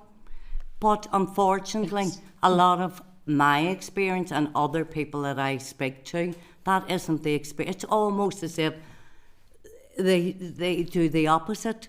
And again, that comes back to the culture, and it's very frustrating. And, you know, then when you challenge them on the fact they're not adhering to the policies and procedures, there's a backlash from them, and that is the truth. That is the truth, and many, many families have experienced that, and that culture needs to stop. And when they're held accountable for not adhering to their own policies and procedures, maybe then things might start to change. Okay, thank you. Thanks, Nola. Moving on now to Alan. Thanks very much. Look, abusing vulnerable people it's cowardly, it's inhuman, and I would describe the people carrying out as just inadequate bullies, and it's a heinous crime. Now, if someone was brought before a judge for slapping somebody in the face out in the street, they'll get a heavy fine. If it's really bad injury incurred, they might get a suspended sentence. But if somebody from Muckamore that was caught on CCTV, just one offence, slapping somebody on the face, and it's the same judge, you can't really do very much more than impose the same sentence as to somebody had slapped somebody in the street, and yet the two things are so different. Could you see a case for a parallel change in justice legislation that would create an offence of this sort of behaviour in a care setting, a catch-all, and it wouldn't even have to be specific about just a catch-all. You have abused somebody in whatever way, and that there should be a more hefty sort of sentencing available to judges to cope with that. Because as Danny says, these people will find a corner, a blind spot, where they'll carry out their psychopathic actions. But the way you defeat that is by having deterrence. And if there was a specific sentence for abuse of people, vulnerable people, in a care setting, you might think twice before you lift your hands to one of the patients in those settings. So do you feel that maybe there is a case for heftier sentencing as a deterrent to try and stop this happening and to try and change this culture? Would they argue that the 1986 mental health order allows for ill treatment from a cleaner right up to a director? I mean, I would be on for it, but I'm just doing devil's advocate. A judge will take into consideration mitigating factors in your individual case, and he'll take into consideration aggravating factors. So an aggravating factor would be that adult that you assaulted had no capacity, was minding his own business, and that was a gratuitous assault. That would be a aggravating factor. So I would be all on for, yes, separate legislation, more robust sentencing. I mean, the public at large generally scratch their heads when you see somebody up for serious crime on a number of fronts, and you go, is that what he got? He knocked £300,000 and he's got suspended sentence. Community service. Community service. Again, I don't know the ins and outs of cases, but that would be definitely on the wish list if somebody would draft legislation and make a robust sentence for obviously the serious abusers. I think, sorry, what you're saying is that someone that has been put in a position of care, they have a duty of care. It's a breach of trust. It's a breach of trust, but also they are trained and should be qualified in raising concerns, protecting, and they then become the perpetrator because they're in a position of trust. It's not like Joe Blogs out in the street that hit me a slap on the face. That's the difference that you're trying to make. So hence, yes, I would agree. If you're entrusted with within the care sector to keep someone safe and you have a duty of care, well then the sentence should be stiffer. Thank you. Thank you. Thanks, Alan. Alan Robinson. Thanks, Chair. I'll be very brief. I'm conscious of that we've well run over time. Look, I have no shame in saying that I have found some of the previous sessions by some quite complex and quite technical, but I have to say today, as others have said, I thought this was an incredibly powerful presentation, and probably one of the best sessions that we've had to date in refining this bill. And if there were, and I don't know if there are opportunities within the Adult Protection Board going forward for lived experience, I don't think there are two better people here that could sit on that board, or there are two better people who could be independent advocates with that suitable training.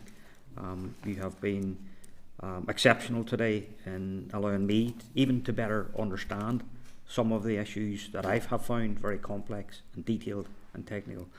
And you focused very heavily today on the independence and highlighted similar concerns that we all express in here of trusts marking their own homework and the department marking their own homework.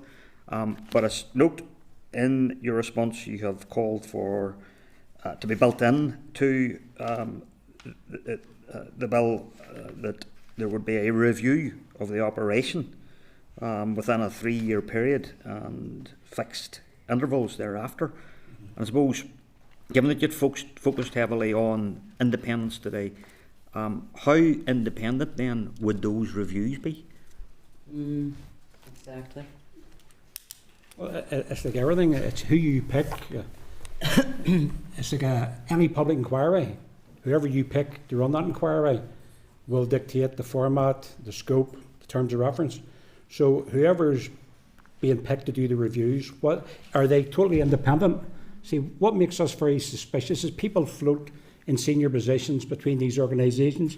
You're in charge of this trust, you're getting ripped to bits, then you jump over and you take a senior position in RQIA, a poacher turned gamekeeper, and you're going, how is that allowed to happen? And you could be a chair of a so panel. your employment rights, fair enough, we get all that, but it doesn't look good. And what's the pillow talk? You were mates with all these senior officials, and now you're meant to be enforcing action against them. It does make you wonder. So therefore the question would be, how independent are they?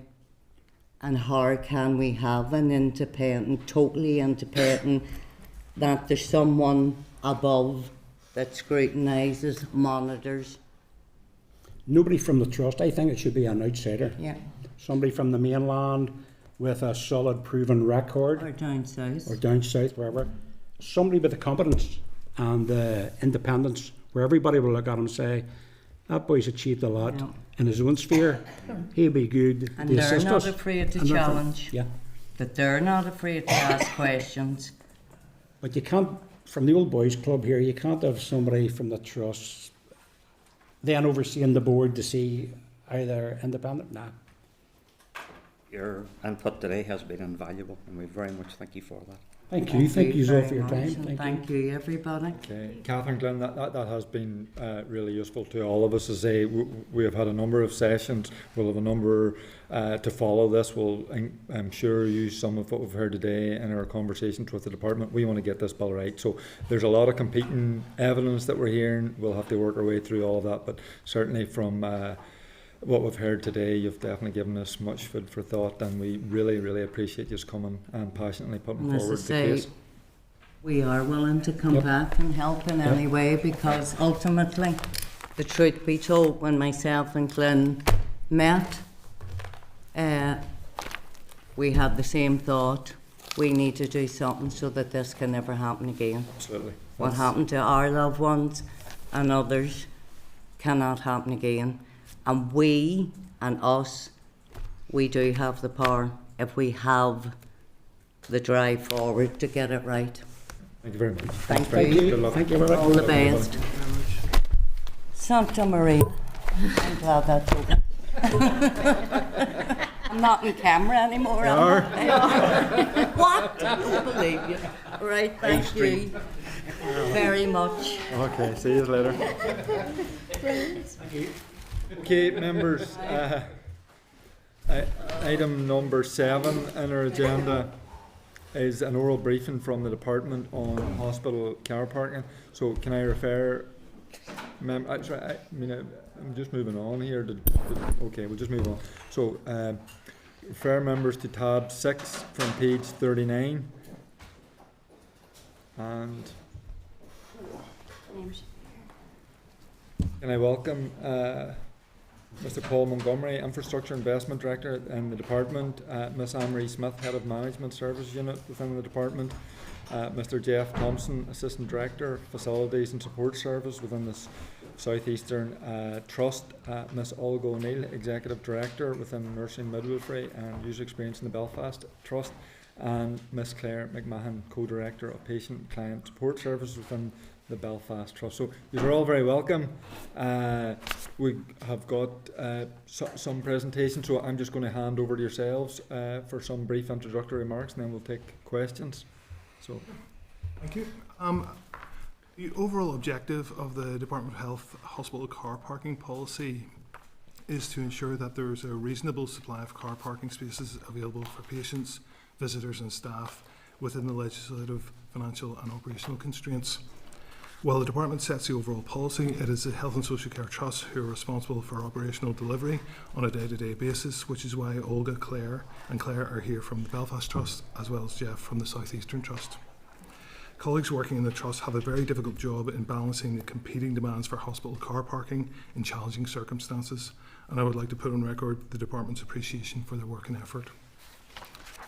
There are just under 20,000 car parking spaces available across the Health and Social Care Trusts in Northern Ireland on 16 sites.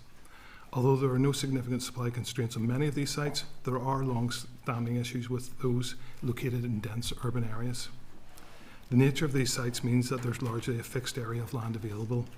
This implies that more land for car parks means less land for clinical facilities, and more car parking spaces for staff means less for visitors and patients. Committee members will be aware from their own experience of the Assembly car park of what happens when demand exceeds supply. Therefore, I hope you will appreciate that managing hospital car parks requires a delicate balance to be maintained between competing priorities, with trade-offs often necessary. In this context, the committee will be aware that the Hospital Parking Charges Act 2022 prohibits the imposition of charges for parking vehicles in hospital car parks.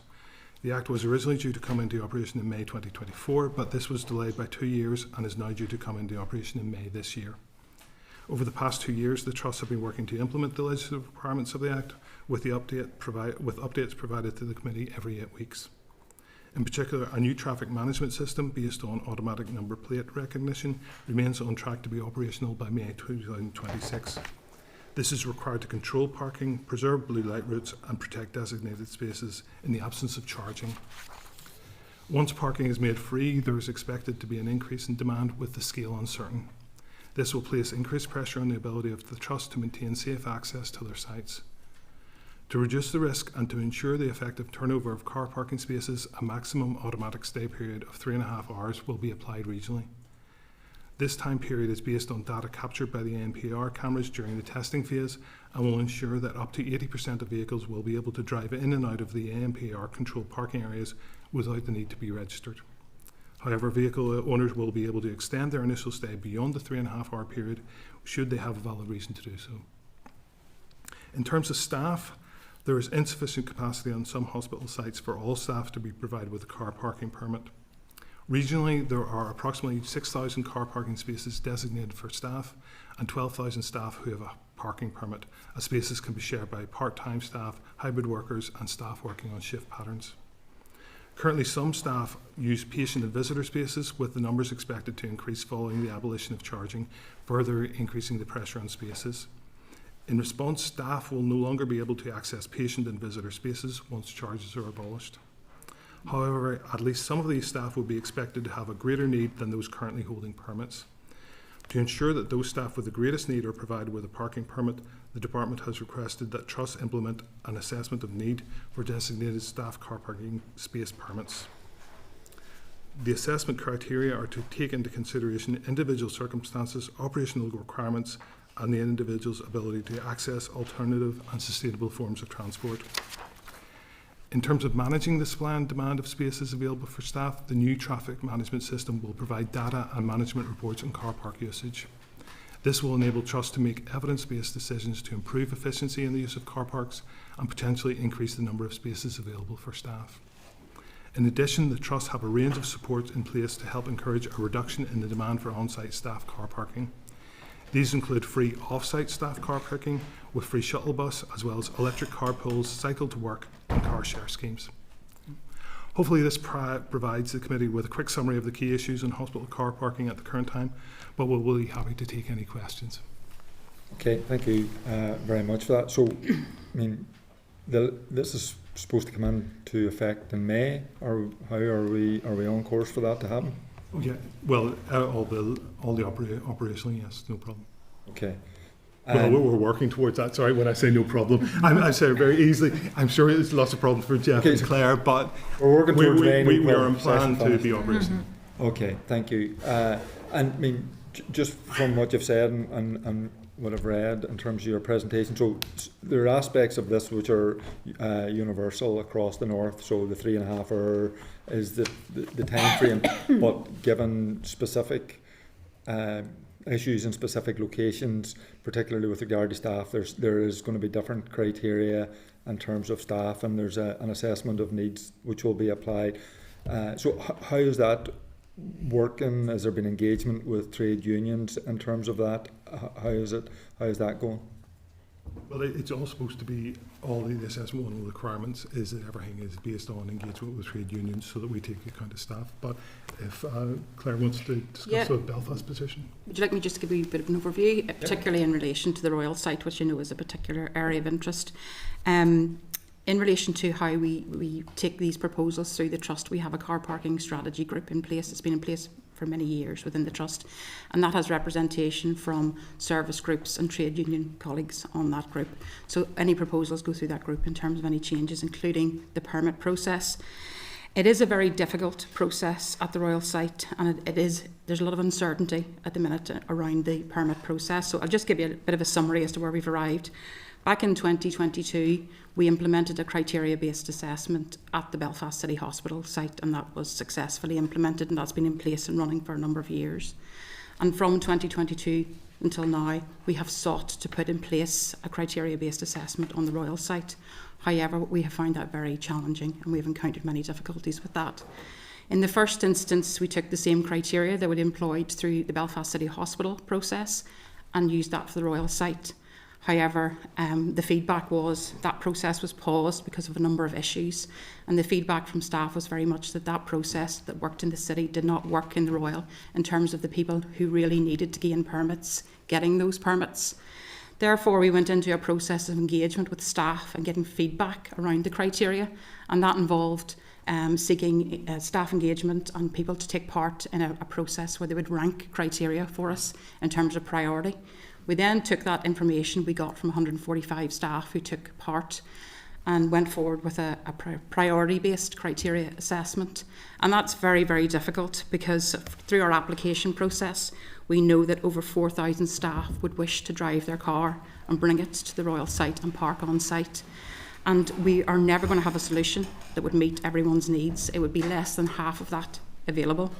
So it's a very difficult and challenging process. So we implemented the second phase of our application process after we'd paused it and done the engagement. However, we sent out outcomes in November 2025, and the process was paused again because there were a number of issues raised around that. So at this point, it remains paused. It was planned to be implemented in February. So from the 1st of February, people who had gained permits would change over. However, at this stage, we're analysing the safety concerns and issues that were raised through the Chief Exec and Exec team in relation to what they are before any next steps are agreed. So that's where we are with the Royal site. Our plan is then to go to the Matter site next after that. So at this stage in January, neither have been worked out, and we're going live in May. So what in terms of speeding up that process, is that the plan to ensure that these difficulties are potentially resolved or hopefully resolved in advance of May? Well, we're seeking to analyse the information in terms of the concerns raised, and that has happened before through this process, so we have experience of doing that. And we have crafted this particular process, taking on all the feedback and the issues that were raised out of the previous process.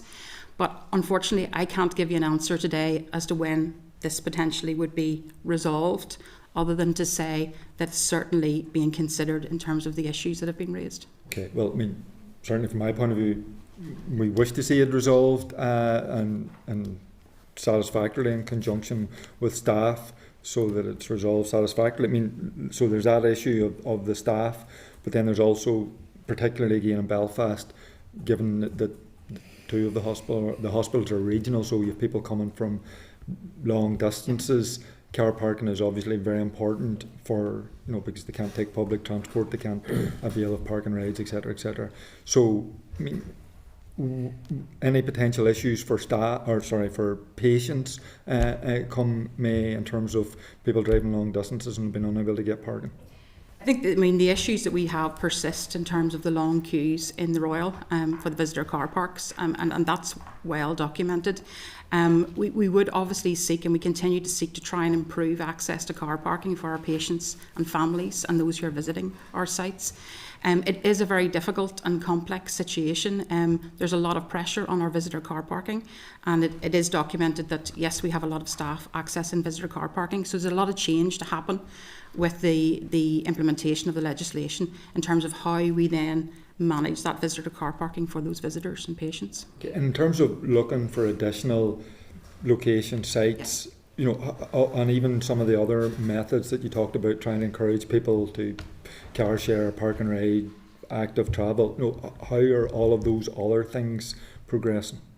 Yes, we have a big focus on sustainable travel alternatives for our staff. So we have a service where we can provide individual travel plans for our staff and provide them with support and resources around all the alternative options, including bus, train and park and rides.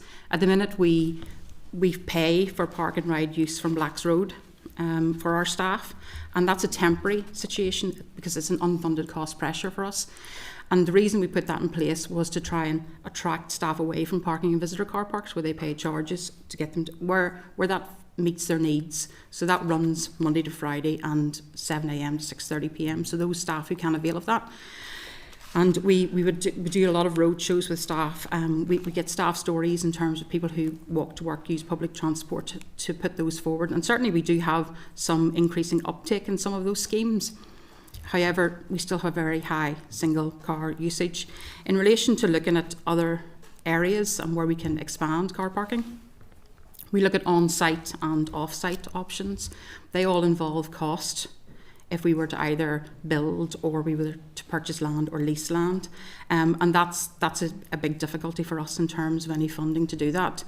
We have a business case that we prepared in 2024 for a modular car park at the Royal site. However, we've been unable to secure any funding to date. Also, there would be significant risk with obtaining planning permission in relation to that. And the experience that capital development colleagues have had with the children's build is that no planning approval was granted for any additional car parking associated with build on site. And there's definitely a very restrictive stance taken in relation to any additional car park by planners for Belfast. And certainly the focus is put to us to focus on our travel plans in terms of site-wide and sustainable alternatives for staff travel. Okay. Thank you. I'm just going to move on around the room. Dan. Thank you, and thank you for that. Can I just go straight away to the Royal? Because this is something I get a lot of representation about, and in fact I was at a meeting with Jennifer Welch recently where I raised this particular issue. I mean, I do think that the Royal are in danger of going to lose valuable staff because of the lack of parking provision for staff. If you are a nurse or a doctor from, I don't know, Ballymena, travelling down to the Royal, one of the things that was suggested to me is that you might want to go to the Blacks Road car park and then come into the Royal from there. Now, I have no idea what time of the day you'd need to be up at in order to travel from Ballymena to the Blacks Road to get a bus down to the Royal, do a 12-hour shift and do the same thing back home again. So I think that we sometimes have unrealistic expectations for what staff are expected to do. I just want to set that out there because I have listened to a number of staff, and I think, and this isn't you're trying to manage a very difficult situation, but I just do want to put that on the record of the committee. I've listened to a number of staff. One member of staff said it's the most stressful part of her day. And she manages in a very stressful environment in the hospital, but the most stressful part of her day is actually making that journey and making that work. And I think we owe staff better than maybe what we're doing. And this is not your fault at all. You're managing an extremely difficult situation, which I think is important. When I was talking to Jennifer Welch, we discussed the issue of trying to share permit allocations. How is that? So in other words, I don't know, consultant, say for example, is only actually at the Royal 2 days a week and maybe at the Mater or somewhere else only requires that for 2 days a week. If that's done on a regular basis, is that an option that you're looking at? Certainly, with the introduction of ANPR cameras and better data around entrance and exit from our car parks, already we do issue more than one permit per space, so there's already a multiplier in there. And certainly when the cohort of staff changes or potentially changes after needs-based assessment, then we'll be reviewing that and where we can then increase the number, and that will be because some people only come in for part of the week and others the rest of the week. So certainly we would be continuing to monitor that once we have that data and information. I suppose just to go back on a point, it is a very, very stressful situation for all of our staff. Yes. And there's a lot of pressure on the Royal site. One of the key criteria was if for shift workers, and it was a key priority criteria, who work early and late shifts and live more than an hour away in terms of transport journey, they're in the priority criteria. So trying to address that and then offer the alternatives to those who can take those alternatives up. But it's something that we would be keeping under review, and we do at the minute. So we do have some capacity in our staff car parks at the minute, and some afternoons will be less busy than others, but we need to really interrogate the data and ensure we are effectively using our car parks once we fill them up. Thank you. I know this is very, very difficult for you.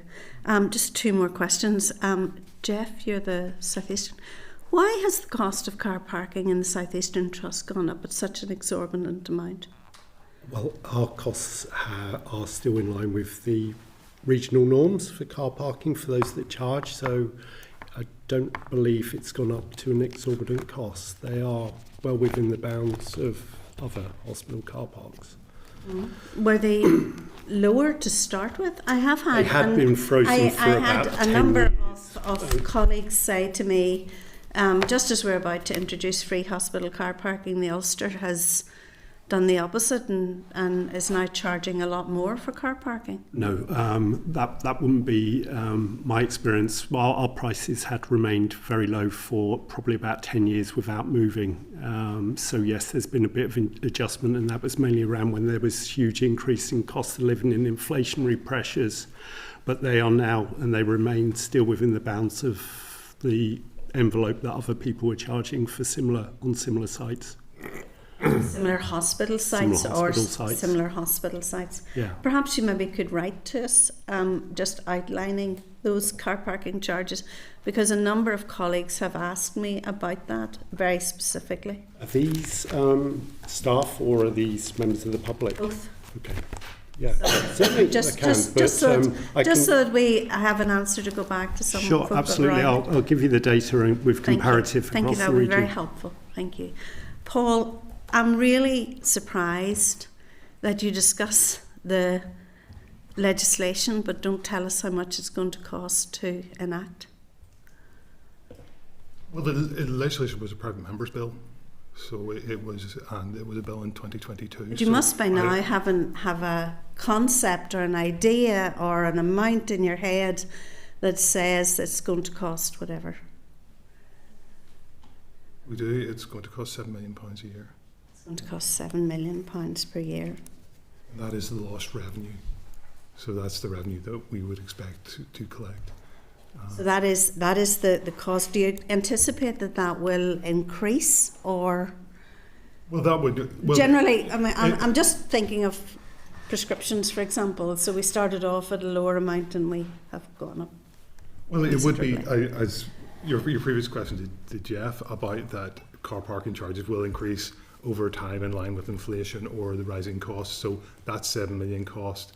If we had still been, if the charges weren't abolished, then we would expect that income to increase year on year in line with inflation. So is the minister content? We had a delay in the legislation. Is the minister content that the legislation goes ahead?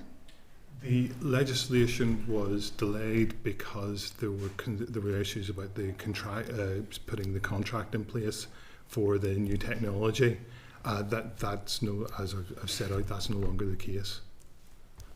So there is no issue from the minister, even in this constrained budgetary situation that we find ourselves in relation to this legislation, because that is not my information.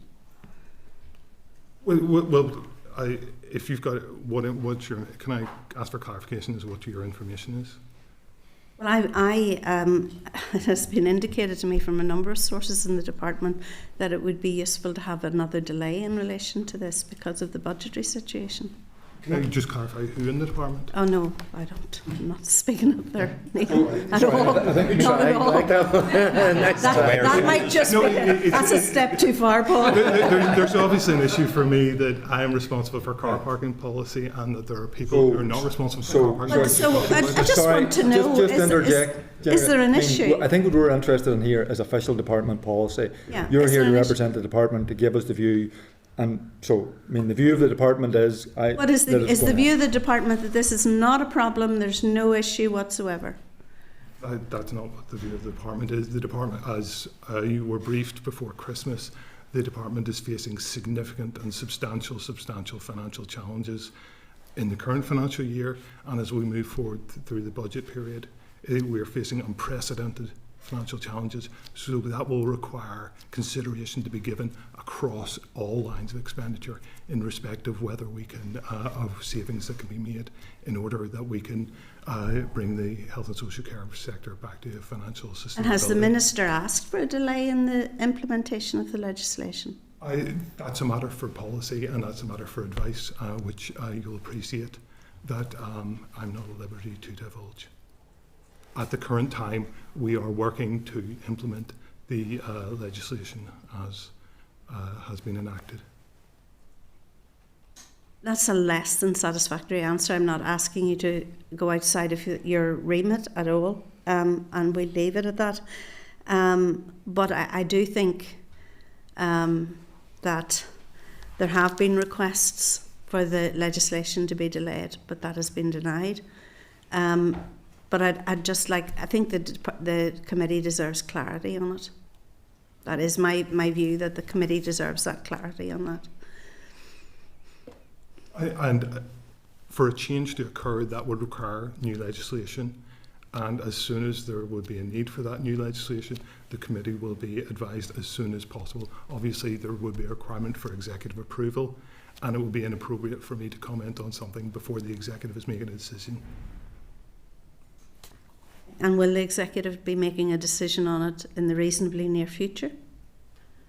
I can't say. I'm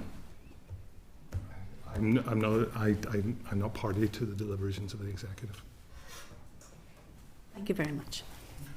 Danny? Thank you, Chair. I didn't think Diane was going to give up her anonymous source there.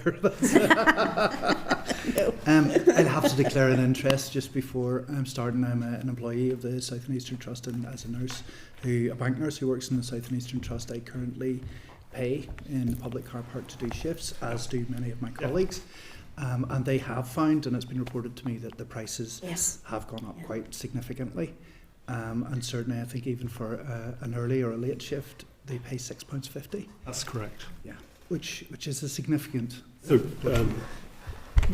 the price for a shift for parking over 8 hours is £6.50, but that's a public car park price. So we would encourage, and I know you may want to ask questions about this, you should be aware of the alternatives to parking on site, which would be the park and ride. Plus, if anyone in the South Eastern Trust wanted to worked late shifts overnight, they could automatically get an evening and weekend pass to park on site as well. And that's a free option for them as well. So there's a free option off site and on site for out of hours. Certainly, I'm aware of a lot of staff who still have to pay and are on waiting lists for car parking passes. And there's no more waiting lists. That was we dealt with the waiting lists back in last year. So that was all dealt with from memory, February time last year. So there are no waiting lists for anybody? There is no waiting list on the Ulster Hospital site. Right, certainly that. I don't know where you get. You're more than welcome to come and see me, and I'll go through that. Told you.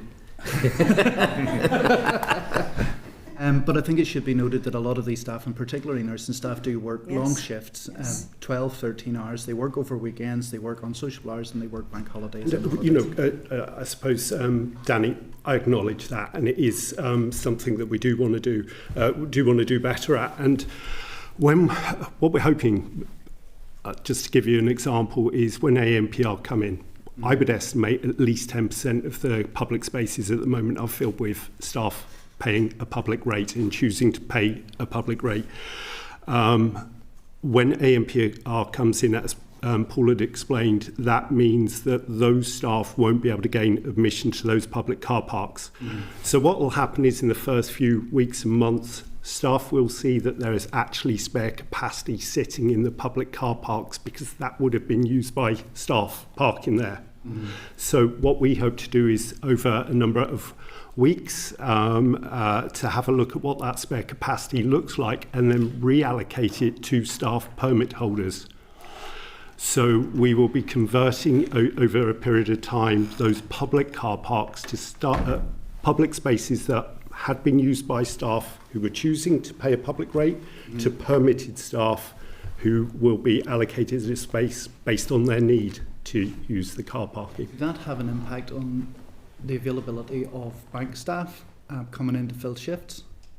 No, it shouldn't do, because bank staff can apply for a permit in the same way as anyone else. We don't mind if it's bank staff, agency workers, any other types of workers on the site can apply for a permit. There's no differentiation. From a couple of other issues I wanted to ask. Now, the trusts have obviously, all the trusts have spent money on the ANPR, number plate recognition system. Where does that money come from? Does that come from your budgets internally then? And how much did it cost? I think there was a capital budget allocation to the trust in 23-24 of £5 million. I think, correct me if I'm wrong, this is all before my time in post, so, but I think that one. That's all the trusts have completed. I think in your statement you said that it was up and ready to be operational in May. So all the trusts have installed all this and it's all ready to go from the 1st of May? Yes. Yeah, so at present all the cameras are installed. There's over 180 cameras installed. We're going to be installing 120 tablets from the 16th. 180 cameras across where? Across hospital sites in Northern Ireland. 180 right across. Okay. Yeah. There's going to be 120 tablets. These are touchscreen terminals that are the user interface for members of the public to register their vehicles. They're going to be installed from the 16th of February, and it'll take about a month. And we've also, there's 2,500 new signs that have been purchased as a result of this. So it's considerable amount of capital's been required. So at present, all the cameras are operational. They're not on. Because the legislation hasn't been operationalised in car parks. Some of them are on in restricted areas, set down areas, double yellow lines. Those ones are working on some sites. The tablets haven't been installed on purpose because they're not needed until closer to the legislation, and we don't want to start putting things up and confusing members of the public. So all of that's in train to be implemented within the next few months and by May. And just to come back to you, in terms, I can give you an example. In the South Eastern Trust, the actual cost, the net cost of this will be in the region of about £70,000 to £100,000 a year extra for this system for us. So on top of our loss of income, there's also a financial hole of getting on for £100,000 per year as a result of the legislative changes. That's just in the southeast. That's just us, yeah. So this is going to cost a lot of money. I mean, it's on the public record, I suppose, how much money, how much income is going to be lost, but there is additional funds, revenue that will have to go out on a recurrent basis. There's no funding for that, no funding allocated for that. Can I ask as well the 3.5 hour time limit? Now, whenever somebody is in breach of that, they'll be able to extend that. If they don't extend that, will that mean a PCN is automatically generated? Yes, so I'll give you some examples here. I was hoping you might ask these questions, so I come prepared. So there are basically three types. I know. You don't often get that in this committee, do you? So there are basically three types of visitors or patients that will come to the sites. The first one really is a patient receiving ongoing medical treatment. So that would be someone who, for instance, on our site might be going to renal, McMahon, or to cardiac rehab. Those who go onto a whitelist, probably at their first visit, and they'll be dealt with, so they're exempt. The second one's where currently you might know if you work on the wards, we have exemption certificates. These are at the discretion of the ward manager. These might be people with relatives of people who are staying for frequent visits to a loved one, or it might be someone who's at outpatients quite frequently, or those kind of scenarios. That will still go ahead. A piece of paper will still go to the security control room, and they'll be put on a white list as well, so they'll be exempt. And then what you're left with are the others, which you're describing, the 3.5 hours. So that 3.5 hours, just to give you a bit of background, using the ANPR cameras, we looked at least a month, might have been 6 worth of data across Northern Ireland, and we found that 80% of all vehicle movements on the hospital site will be in and out within 3.5 hours. If we dropped it down to 2.5 hours, that became 65%, and at 3 hours it was 70%. So it seemed to us the fair thing to do, and a sweet spot that 3.5 hours, 80% of all site users didn't need to do anything. They come on site, do their business and go. So it makes it effortless in a sense for them. But then you have people that need to stay longer than that 3.5 hours, which is the nub of your question. So in those situations there are these touchscreen terminals that will be around the hospital sites. And each, depending where you are, for instance, unfortunately, ED will require a longer stay than an outpatient's clinic. Certainly with the weights in ED at the minute, they can be 19, Exactly. 20 plus hours and days. So. That will have a longer extension. You go there, you register your vehicle, and it will kick any action into the future. And depending on which department and in fact what trust you're in, they set their own parameters, because it's up to individual trusts. So what we will also do, though, just to add a bit of control around it, because I know in the past Alan has talked about control and turnover of spaces and had some concerns about that. We will be making it so that the patient, the relative, the driver will be able to extend it a couple of occasions. We haven't got, it depends on the site, maybe 3-4 occasions at a touchscreen terminal. But after a while, or if that happens so many times within the month, they'll be directed to a central office. And at that stage, the car parking team will be able to see, have you got an identified need? Should you be on the white list? Or are you someone who's parking here inappropriately and you shouldn't be? And they'll be able to identify. So that's how it's going to work. I do think that does place an extra burden on patients who are coming into A&E and waiting long periods, and then they have to worry about their car park and a possible fine. I know. And that's an unfortunate fact of the solution. We didn't want this. We wanted to carry on. ANPR is the only technology here. We've tried to be, when we're looking at the figures, we're trying to be as reasonable as we can. 80% of the people won't need to do that.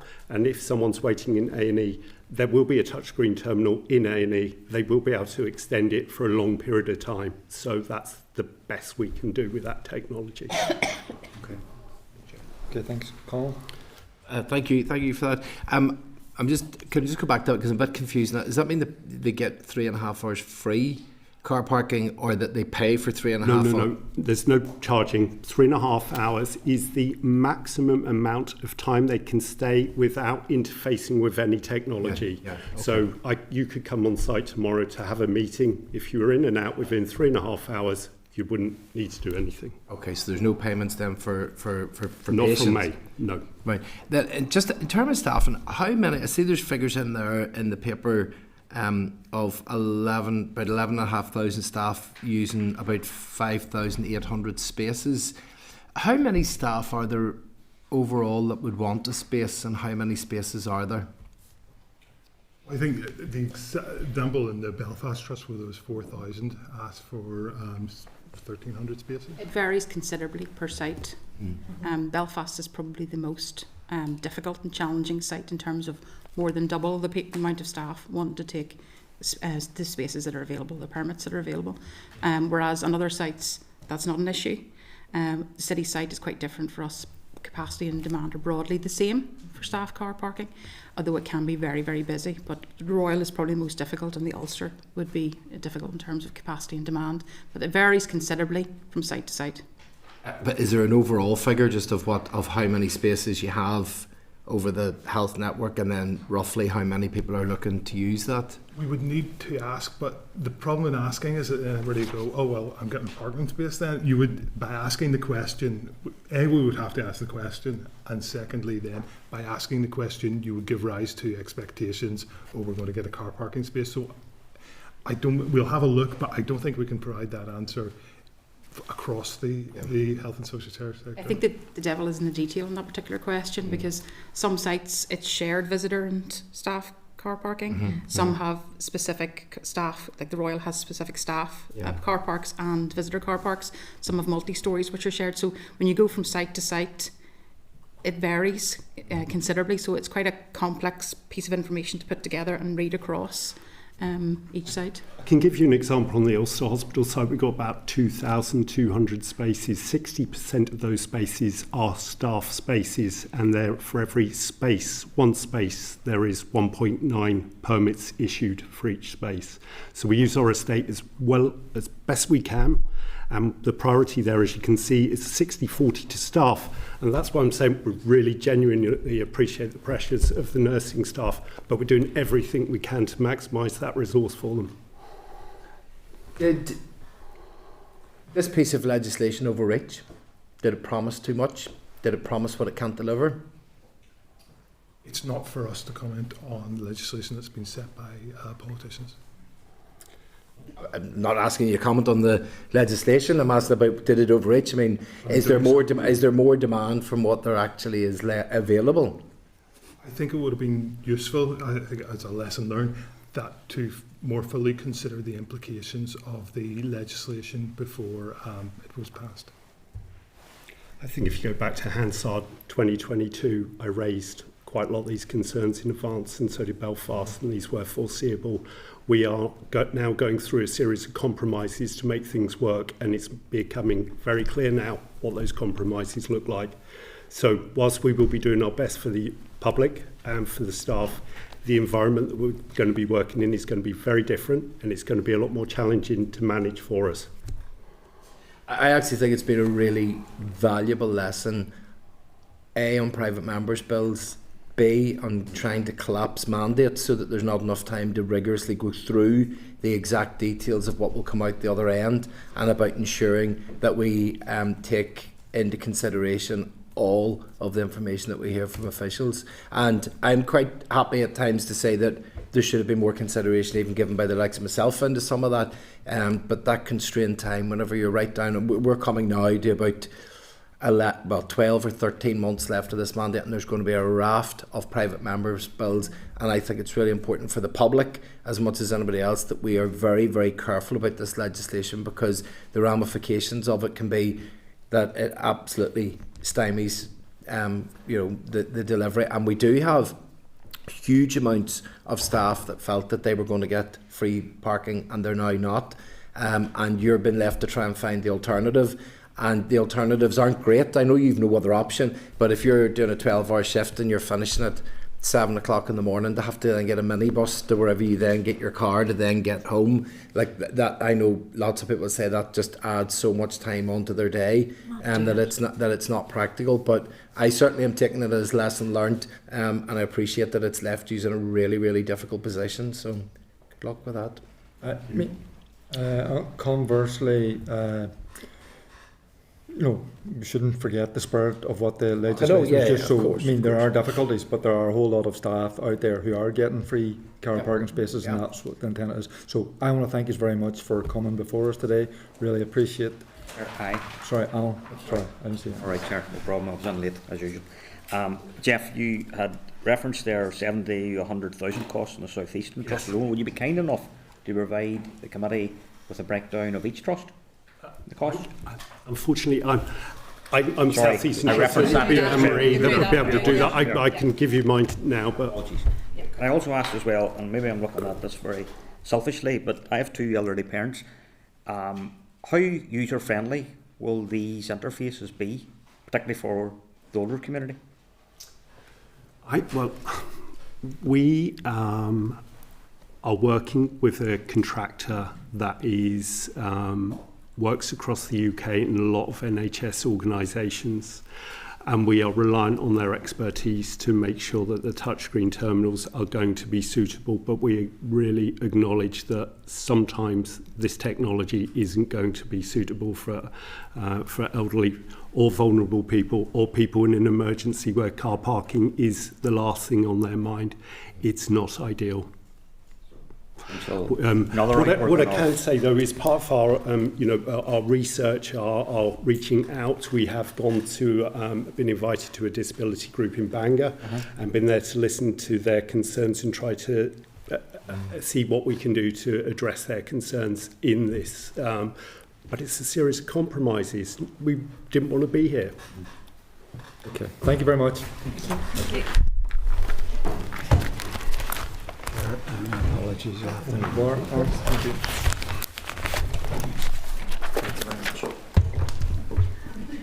Okay, moving on just to item number 8, SR 2026/5, the breakfast foods amendment regulations 2026. Can I refer members to papers at tab 8, page 86? So including in that is a memo at page 87, the SL5 at page 89, and the SR at page 90. There's an explanatory memorandum at page 100. So the committee first received a briefing from the department on FSA officials briefed the committee on the SL1 on 26th of June 2025. So following that briefing, the committee agreed by a vote that it was content with the merits of the policy, and the FSA Food Standards Agency make the statutory rule. The Food Standard Agency has advised that there have been no changes to policy content since the SL1 was submitted to the committee. So can I ask if members are content with the SR? Okay. Oops. What that was. So if so, can I ask to formally agree that the Committee for Health has considered SR 2026/5, the Breakfast Foods Amendment Regulations NI 2026, subject to the Examiner of Statutory Rules report, and has no objections to the rule? Okay. Content. Thank you. Okay, item number 9. Written briefing from the department on waiting lists, red flag cancer lists, PEGs, surgery, etc. So, briefing is at page 126 of our main pack. We had this last week, and we agreed to defer it for a week to allow us an opportunity. So there was a number of issues raised last week of potential issues that we would go back to the department on. So. Clare, can I ask you just to maybe read them out so that we're not rehashing them again? Yeah, certainly. There was a question in relation to the figures and the reduction of the waiting lists, and we wanted a further breakdown of how those figures were made up, whether that was all procedures, whether it was people coming off a list. There was an issue raised in relation to that, so it was a full breakdown. So could we also, I mean, that there's a very good point, but could we also get a breakdown on the waiting lists that patients are under? So, for example, by like whether it's gynae, hip replacement, ENT, etc. Dan?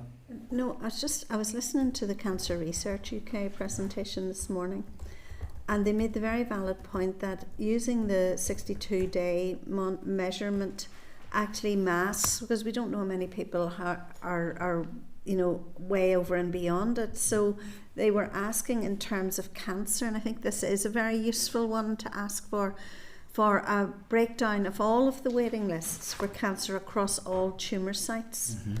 And then that would give us a much better idea of the number of patients who are on the list across all the tumour sites, and the waiting times in relation to those. And I was going to make that point. Further to that point, I think if we could also ask if it's possible to get the reasons for the delays. I mean, red flags is very important, so we need to understand why patients aren't being seen within the time frames that they should be. So whether it's workforce issues, whether it's imaging equipment issues, whether it's endoscopy procedure. So, I mean, I agree with Dan's point, but I think we should ask further if there is a specific reason, because only by having the totality of the knowledge can we actually reduce it. Colin? I don't know if I'm wrong in this, because did we defer from last week to this week so that we can then pick up the questions that we want to ask about the paper? So can we ask about the information that's in it for more clarification? Yeah, absolutely. So the one that was I don't know if these figures are available separately, but the one about breast cancer, where it kind of went from some people were getting the reasonable service and some were getting the terrible service, but then it seems that then whenever you iron it all out, it went down to like 6% that were actually getting the service in the right time. And given that some people were getting an okay service, then if it's dropped as an aggregate down to 6% whenever it's went to regional, some people must have been getting a really poor service. You know, because if people were getting good and then people were getting bad, it should have landed somewhere in the middle. But it seems that the entire thing has just gone right down to I mean, it couldn't go much further than 6% at the time reaching the target. Is there a way that we could ask for some explanation as to how, you know, what were the figures in the background, and how, you know, whenever you bring something that's good and something that's bad into the middle, it's ended up being so low? And the other one was the explanations that were being given by the department. I know I had done, I can't remember, it was one of the radio shows on it, and the rebuttals that were coming back from the interviewer, which were being fed by the department, was, but that was the last set of figures and everything has improved since. Yes. And it seems very frustrating that we're published and given the last quarter's figures, and yet then the minister comes out to rebut them with the more up-to-date figures, which are better. Is there a way of asking why we can't get the figures monthly or something a wee bit more regular? Because if the department is armed with the information right up to date to rebut what we're querying, which is on a quarterly basis, it seems like we're not on a fair field there in terms of transparency. Yeah, good point. And in fairness, now, I mean, I made the point last week, going to make it again, that we met with Professor Mark Taylor, and it was a useful meeting, but we didn't have the briefing until 2 days after. So certainly moving forward, we need the briefing in advance of any of that, and he did explain, you know, in terms of some of the figures working through Encompass. So there may be good rationales for it, but I think it's important that we get that. Linda? Hello. Sorry, can you hear me okay? Yep. Just, I had raised last week, and I think, I mean, for me, it still stands. It's not about waiting times, it's about what are the outcomes. I want to understand what are the outcomes as a result of these waiting times. So even on Colin's last point around, you know, how bad were things in some areas, if it was really good in some areas, for it still to be bad everywhere. Well, it was really bad in my area, in the Southern Trust, really, really bad. So people were waiting 16 weeks on red flag breast referrals. And the only trust that it was good in was the Western Trust. So none of the other trusts were good or anywhere close to good. So that's why it is still so bad. So now they think we should be grateful if it's 9 weeks or 10 weeks, you know, and I gave the example of when I was 18 or 19 and I discovered a lump. You know, I was at the GP on the Monday in Daisy Hill on the Wednesday, got a phone call on the Tuesday, Daisy Hill on the Wednesday, and had it removed on the Friday. You know, and I'm not saying, I know we're in a much more difficult position now, but that was when we had not got the expertise around these things that we have now. So like I'm not young. I'm talking about 30 years ago. So like this is really, really, really bad. So I want to understand what are the outcomes, because I'm seeing it day and daily, just as I'm sure many of you are seeing it day and daily about what the actual outcomes are. People are being diagnosed too late. And if any treatment is possible, its impact is minimal. So I would like to get some understanding of what are the actual outcomes. You know, we heard this morning what cancer research were saying on Good Morning Ulster about the outcomes. So we kind of know, but I'd like to know, understand it on an individual basis. Don't mean individual person, I mean bit like others in the different spheres, like you mentioned yourself, Chair, around the breast cancer, around whatever the different types are. I just want to understand what this means for people. I mean, That's a very good point, and we did agree a specific focus on red flag waiting lists, because I mean there is good news elsewhere, but obviously cancer is so vitally important because it is time constrained. So that's vitally important. I would add too, because I mean whilst there is good news in some aspects of the waiting list and they're coming down, and the executive is investing to ensure that that is the case, there are still more people on the waiting lists in general. So I mean I think that we should potentially, I mean they've give some kind of general explanations in what they've said about demand outstripping capacity, but I think we should maybe potentially ask for a deeper assessment of that, and then maybe potentially ask for the rationale, if that is the case, why they decided to redirect a portion of the funding for waiting lists elsewhere. Yep, Dan.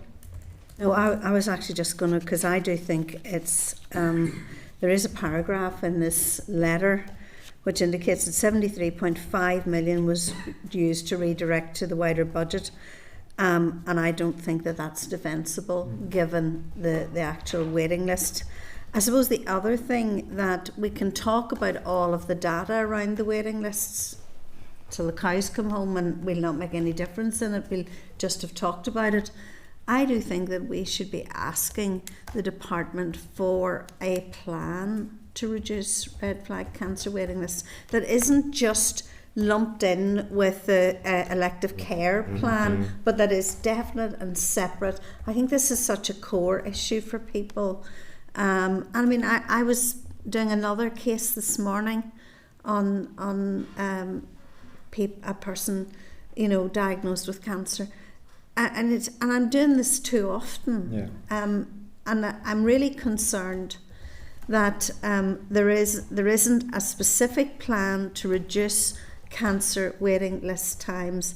And as Linda has said, the Cancer Research UK document actually indicates that because people are delayed in receiving treatment, then our outcomes are poorer. And it's a very, very concerning situation. So I suppose really what I'd like to see is, one, that we improve the data and understand more about the lists by getting the full lists across all sites, not just the 62-day target or whatever, and that they ask whether the department is going to bring forward a specific plan and not just something that is part of the elective care framework, I think is important. Everybody content with all of that? Just you said something there, Dan, that sparked in my head. Just a query: the likes of the 62-day and the 14-day for breastfeeding, is that like UK and Ireland wide standards? Like we could be saying 62 days here, but the standard in England could be 32 days, or is that a recognised standard across the National Health Service? It's maybe just to be sure that we're really trying to strive to achieve a standard that's lesser than other places, because that would be worrying too if you were in other parts of the UK or Ireland and could get access to treatment a lot sooner. Okay, we'll check all that. Sharon, in terms of the paediatric go ahead. issues, so there are some good figures in this, and that has to be acknowledged and so on, but some of them are in quite areas where there's a smaller number of patients. So for example, cleft lip lists and so on. Now that, I'm not minimising the impact of it, it's hugely life changing to have that surgery, but they're in the lesser, and we still I think it would be really good again to have the data on paediatric waiting lists, you know, for, say for example, first consultant appointments across all of the range of services, because the last time I asked for this, it was quite significant. Those people who are waiting for first consultant appointments, I think is quite important. I think that Children's Services continues to struggle, and I do think that there's been an enormous progress in the PEG surgery. You know, like there has been enormous progress in some of them, but it'd be useful to know what the overall picture looked like as well. And following on from Linda's point cancer, same point could be made here. The report acknowledges that some children have waited an awful long time for surgery or admission, so it would be useful to get an assessment of long-term development harm caused by that. Okay, content to move on. Okay, moving on then just to correspondence. So, can I refer members to the correspondence in the main pack from page 136, including an index at 137.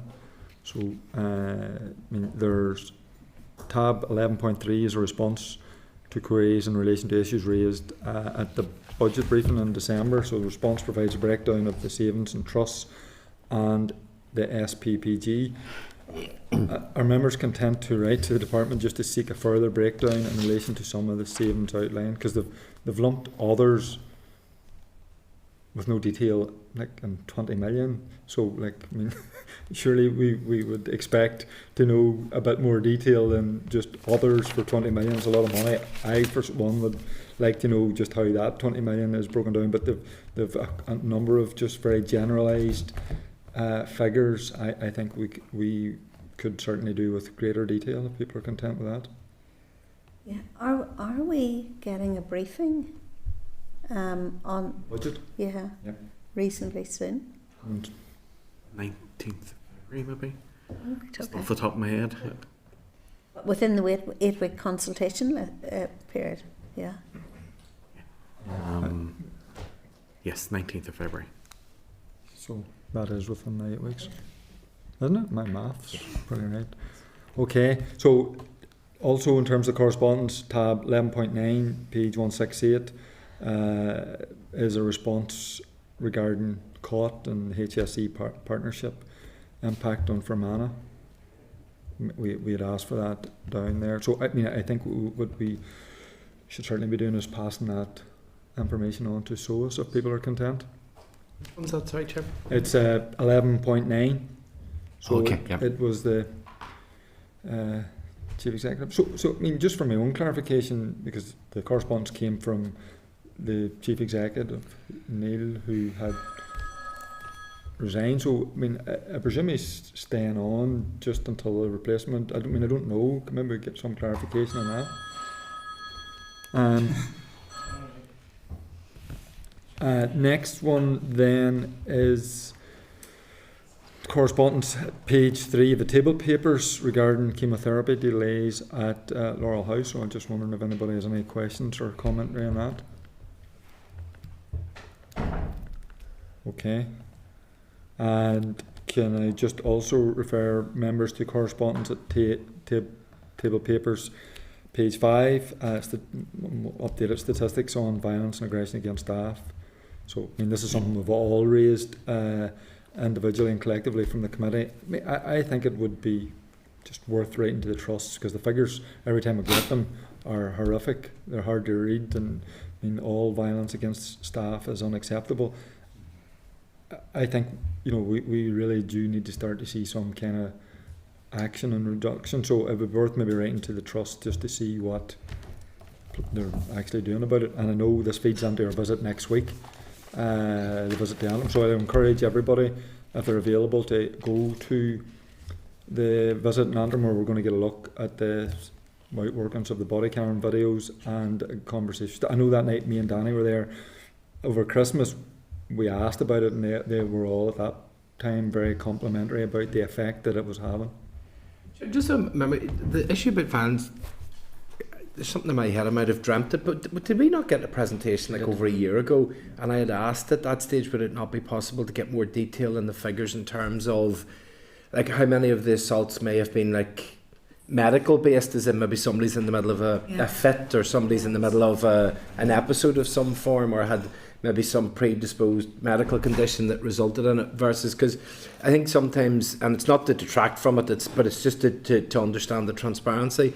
We sometimes think that there's 32,000 assaults. It's 32,000 people went in and started throwing digs around them. Yeah. Whereas, I don't know, maybe even Danny, if you've got a sense of, from your work, is there a balance between the two? Is it about half and half, or is it mostly just literally people coming in and it's a huge range of different things, like, and it is horrendous for the people who suffer it. I Yeah, think there's yeah. a huge degree of underreporting as well. Yeah, And one of the things, that's a good point, we should maybe ask for about that, but also the location of it. So, I mean, are they in EDs? Yeah, You know what I mean? Like, because that would also help. Sorry, Chair, just to say, we were briefed on the 20th of November on this, and the outcome of that was officials agreed to forward to the committee further information, data collated, informal assessments with staff relevant to the emotional effect on staff, and also further information how the framework could deal with capturing data on detail of violence and aggression, incidents on staff with the aim of learning context and incident details in order to inform training and support needs for staff and patient safety. So it is. So that's. I'm not sure whether we've got a response to that yet. No, we haven't. Okay. So we haven't. So that was from the last briefing at the end of November. Could I ask, do we have any information about Sure. prosecutions? Sorry, that have followed Sure. from that? Yeah, coming to you next, Linda. Oh, sorry, Linda. Sorry. Go on ahead, Danny. Right.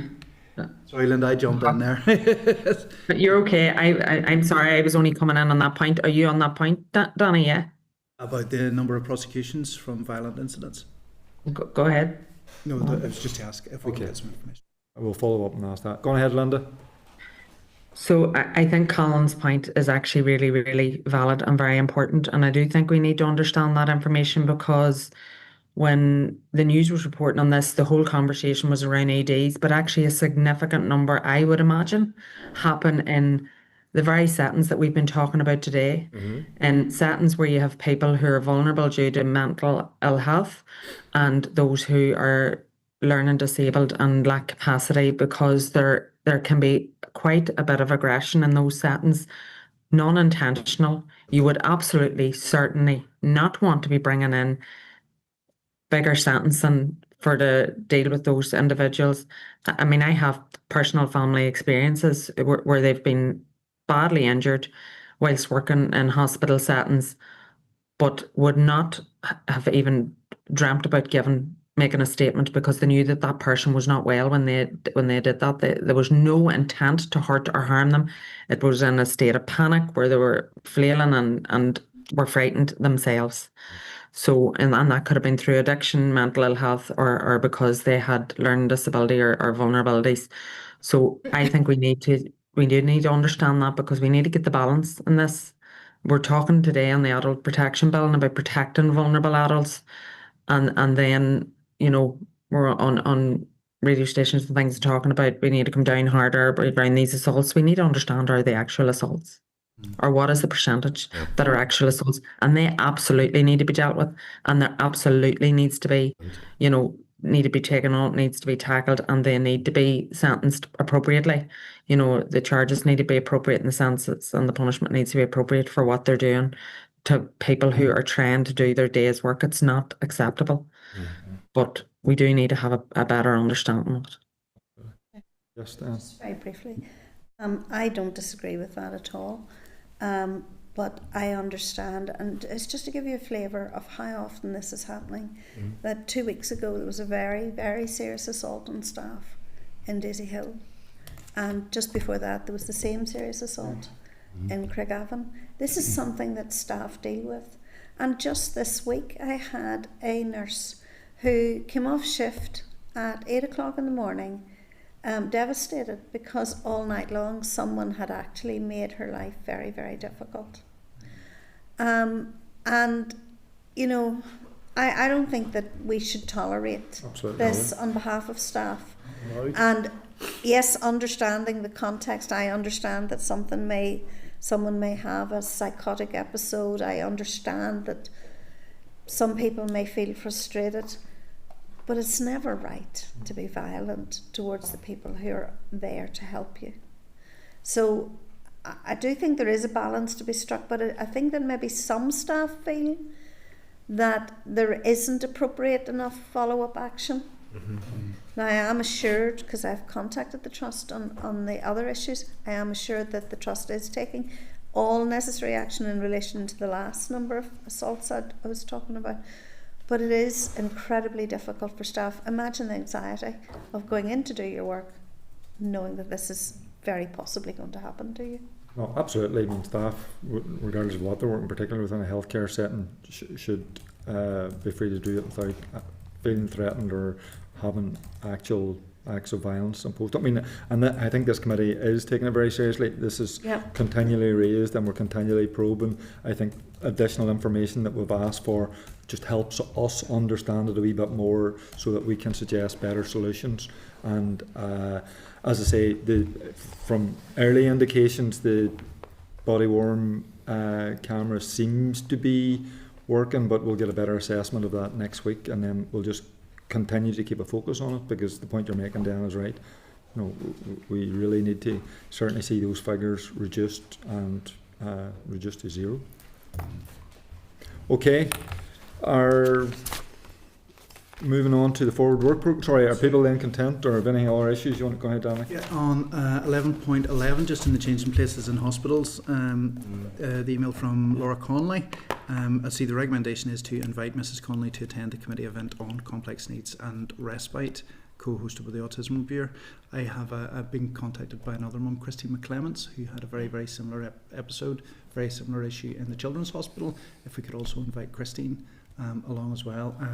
And maybe just write to the Trust and ask them about the provision of changing places within their hospitals, so that, you know, parents with children with complex needs, you know, would be catered for when they're coming for appointments, and they shouldn't be being changed on toilet floors or anything like that. It's disgusting. Sure, I have written to the department on that. It was almost a response that I could have written myself, but we can do so again. And I wrote to the two main hospitals in my own constituency, both Causeway and Altnagalvin, and again, they had no future plans currently to provide what, as Danny says, should be a basic requirement in hospitals. Something down the money. So we could, Keith, you're saying we could write the department to collate a response on behalf of all the trusts in relation to the issue. Yeah, that's a good point. If there's any policy on it as well. Thank you. Okay, moving to the forward work programme, members. So draft forward work programmes at page 216. So just to alert members that we have a meeting next Tuesday. It's very important. We have the visit, and then we obviously have our own committee meeting on Thursday. So next week we have 3 engagements. Everybody content with the forward work programme? Mm-hmm. I just highlighted at the start, I don't know if you're here, that the policing board has a conference on for all members next Thursday, and it's not that far away from the Antrim Hospital. I know it takes 4 of us out straight away, but I don't know, I haven't been to one of them before. I don't know if Linda has, as to whether there's scope to be able to nip out of those or whatever, or if there's an expectation that we're at it all day, so it might put a number of us under pressure next Thursday. Linda? Yeah, I wouldn't say that it's easy to nip out of, because you will miss part of the these are the board development days that happens 1 for 2 days at the start of every year. But you could. It's not impossible. If it's something you felt you really wanted to do, Colin, you probably could, but it'll depend on what item we're at that point, and whether you feel you can be, particularly given you're the only member on the board, it's probably a bit easier for me, to be fair. I think I probably have to give my apologies, because I think I'd be told I have to be there. Okay. Well, I mean, in terms of the visit, we don't need a quorum. For the other meetings, it's important that we have quorum. Okay, members, any other business? None. Date, time and place of next meeting, next Tuesday, 27th January, 10 a.m, and it's in room 21. Okay, and we've already got the thing. Committee room 29, sound.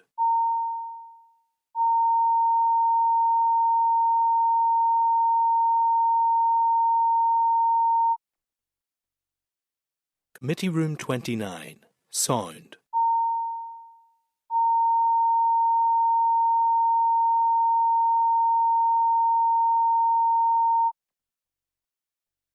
Committee room 29, sound.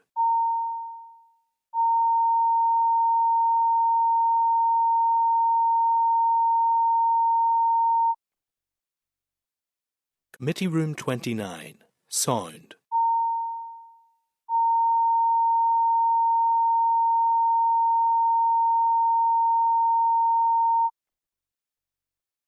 Committee Room 29. Sound.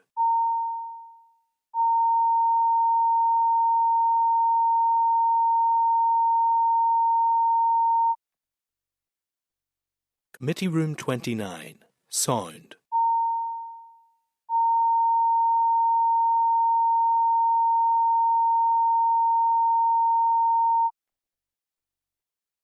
Committee Room 29. Sound.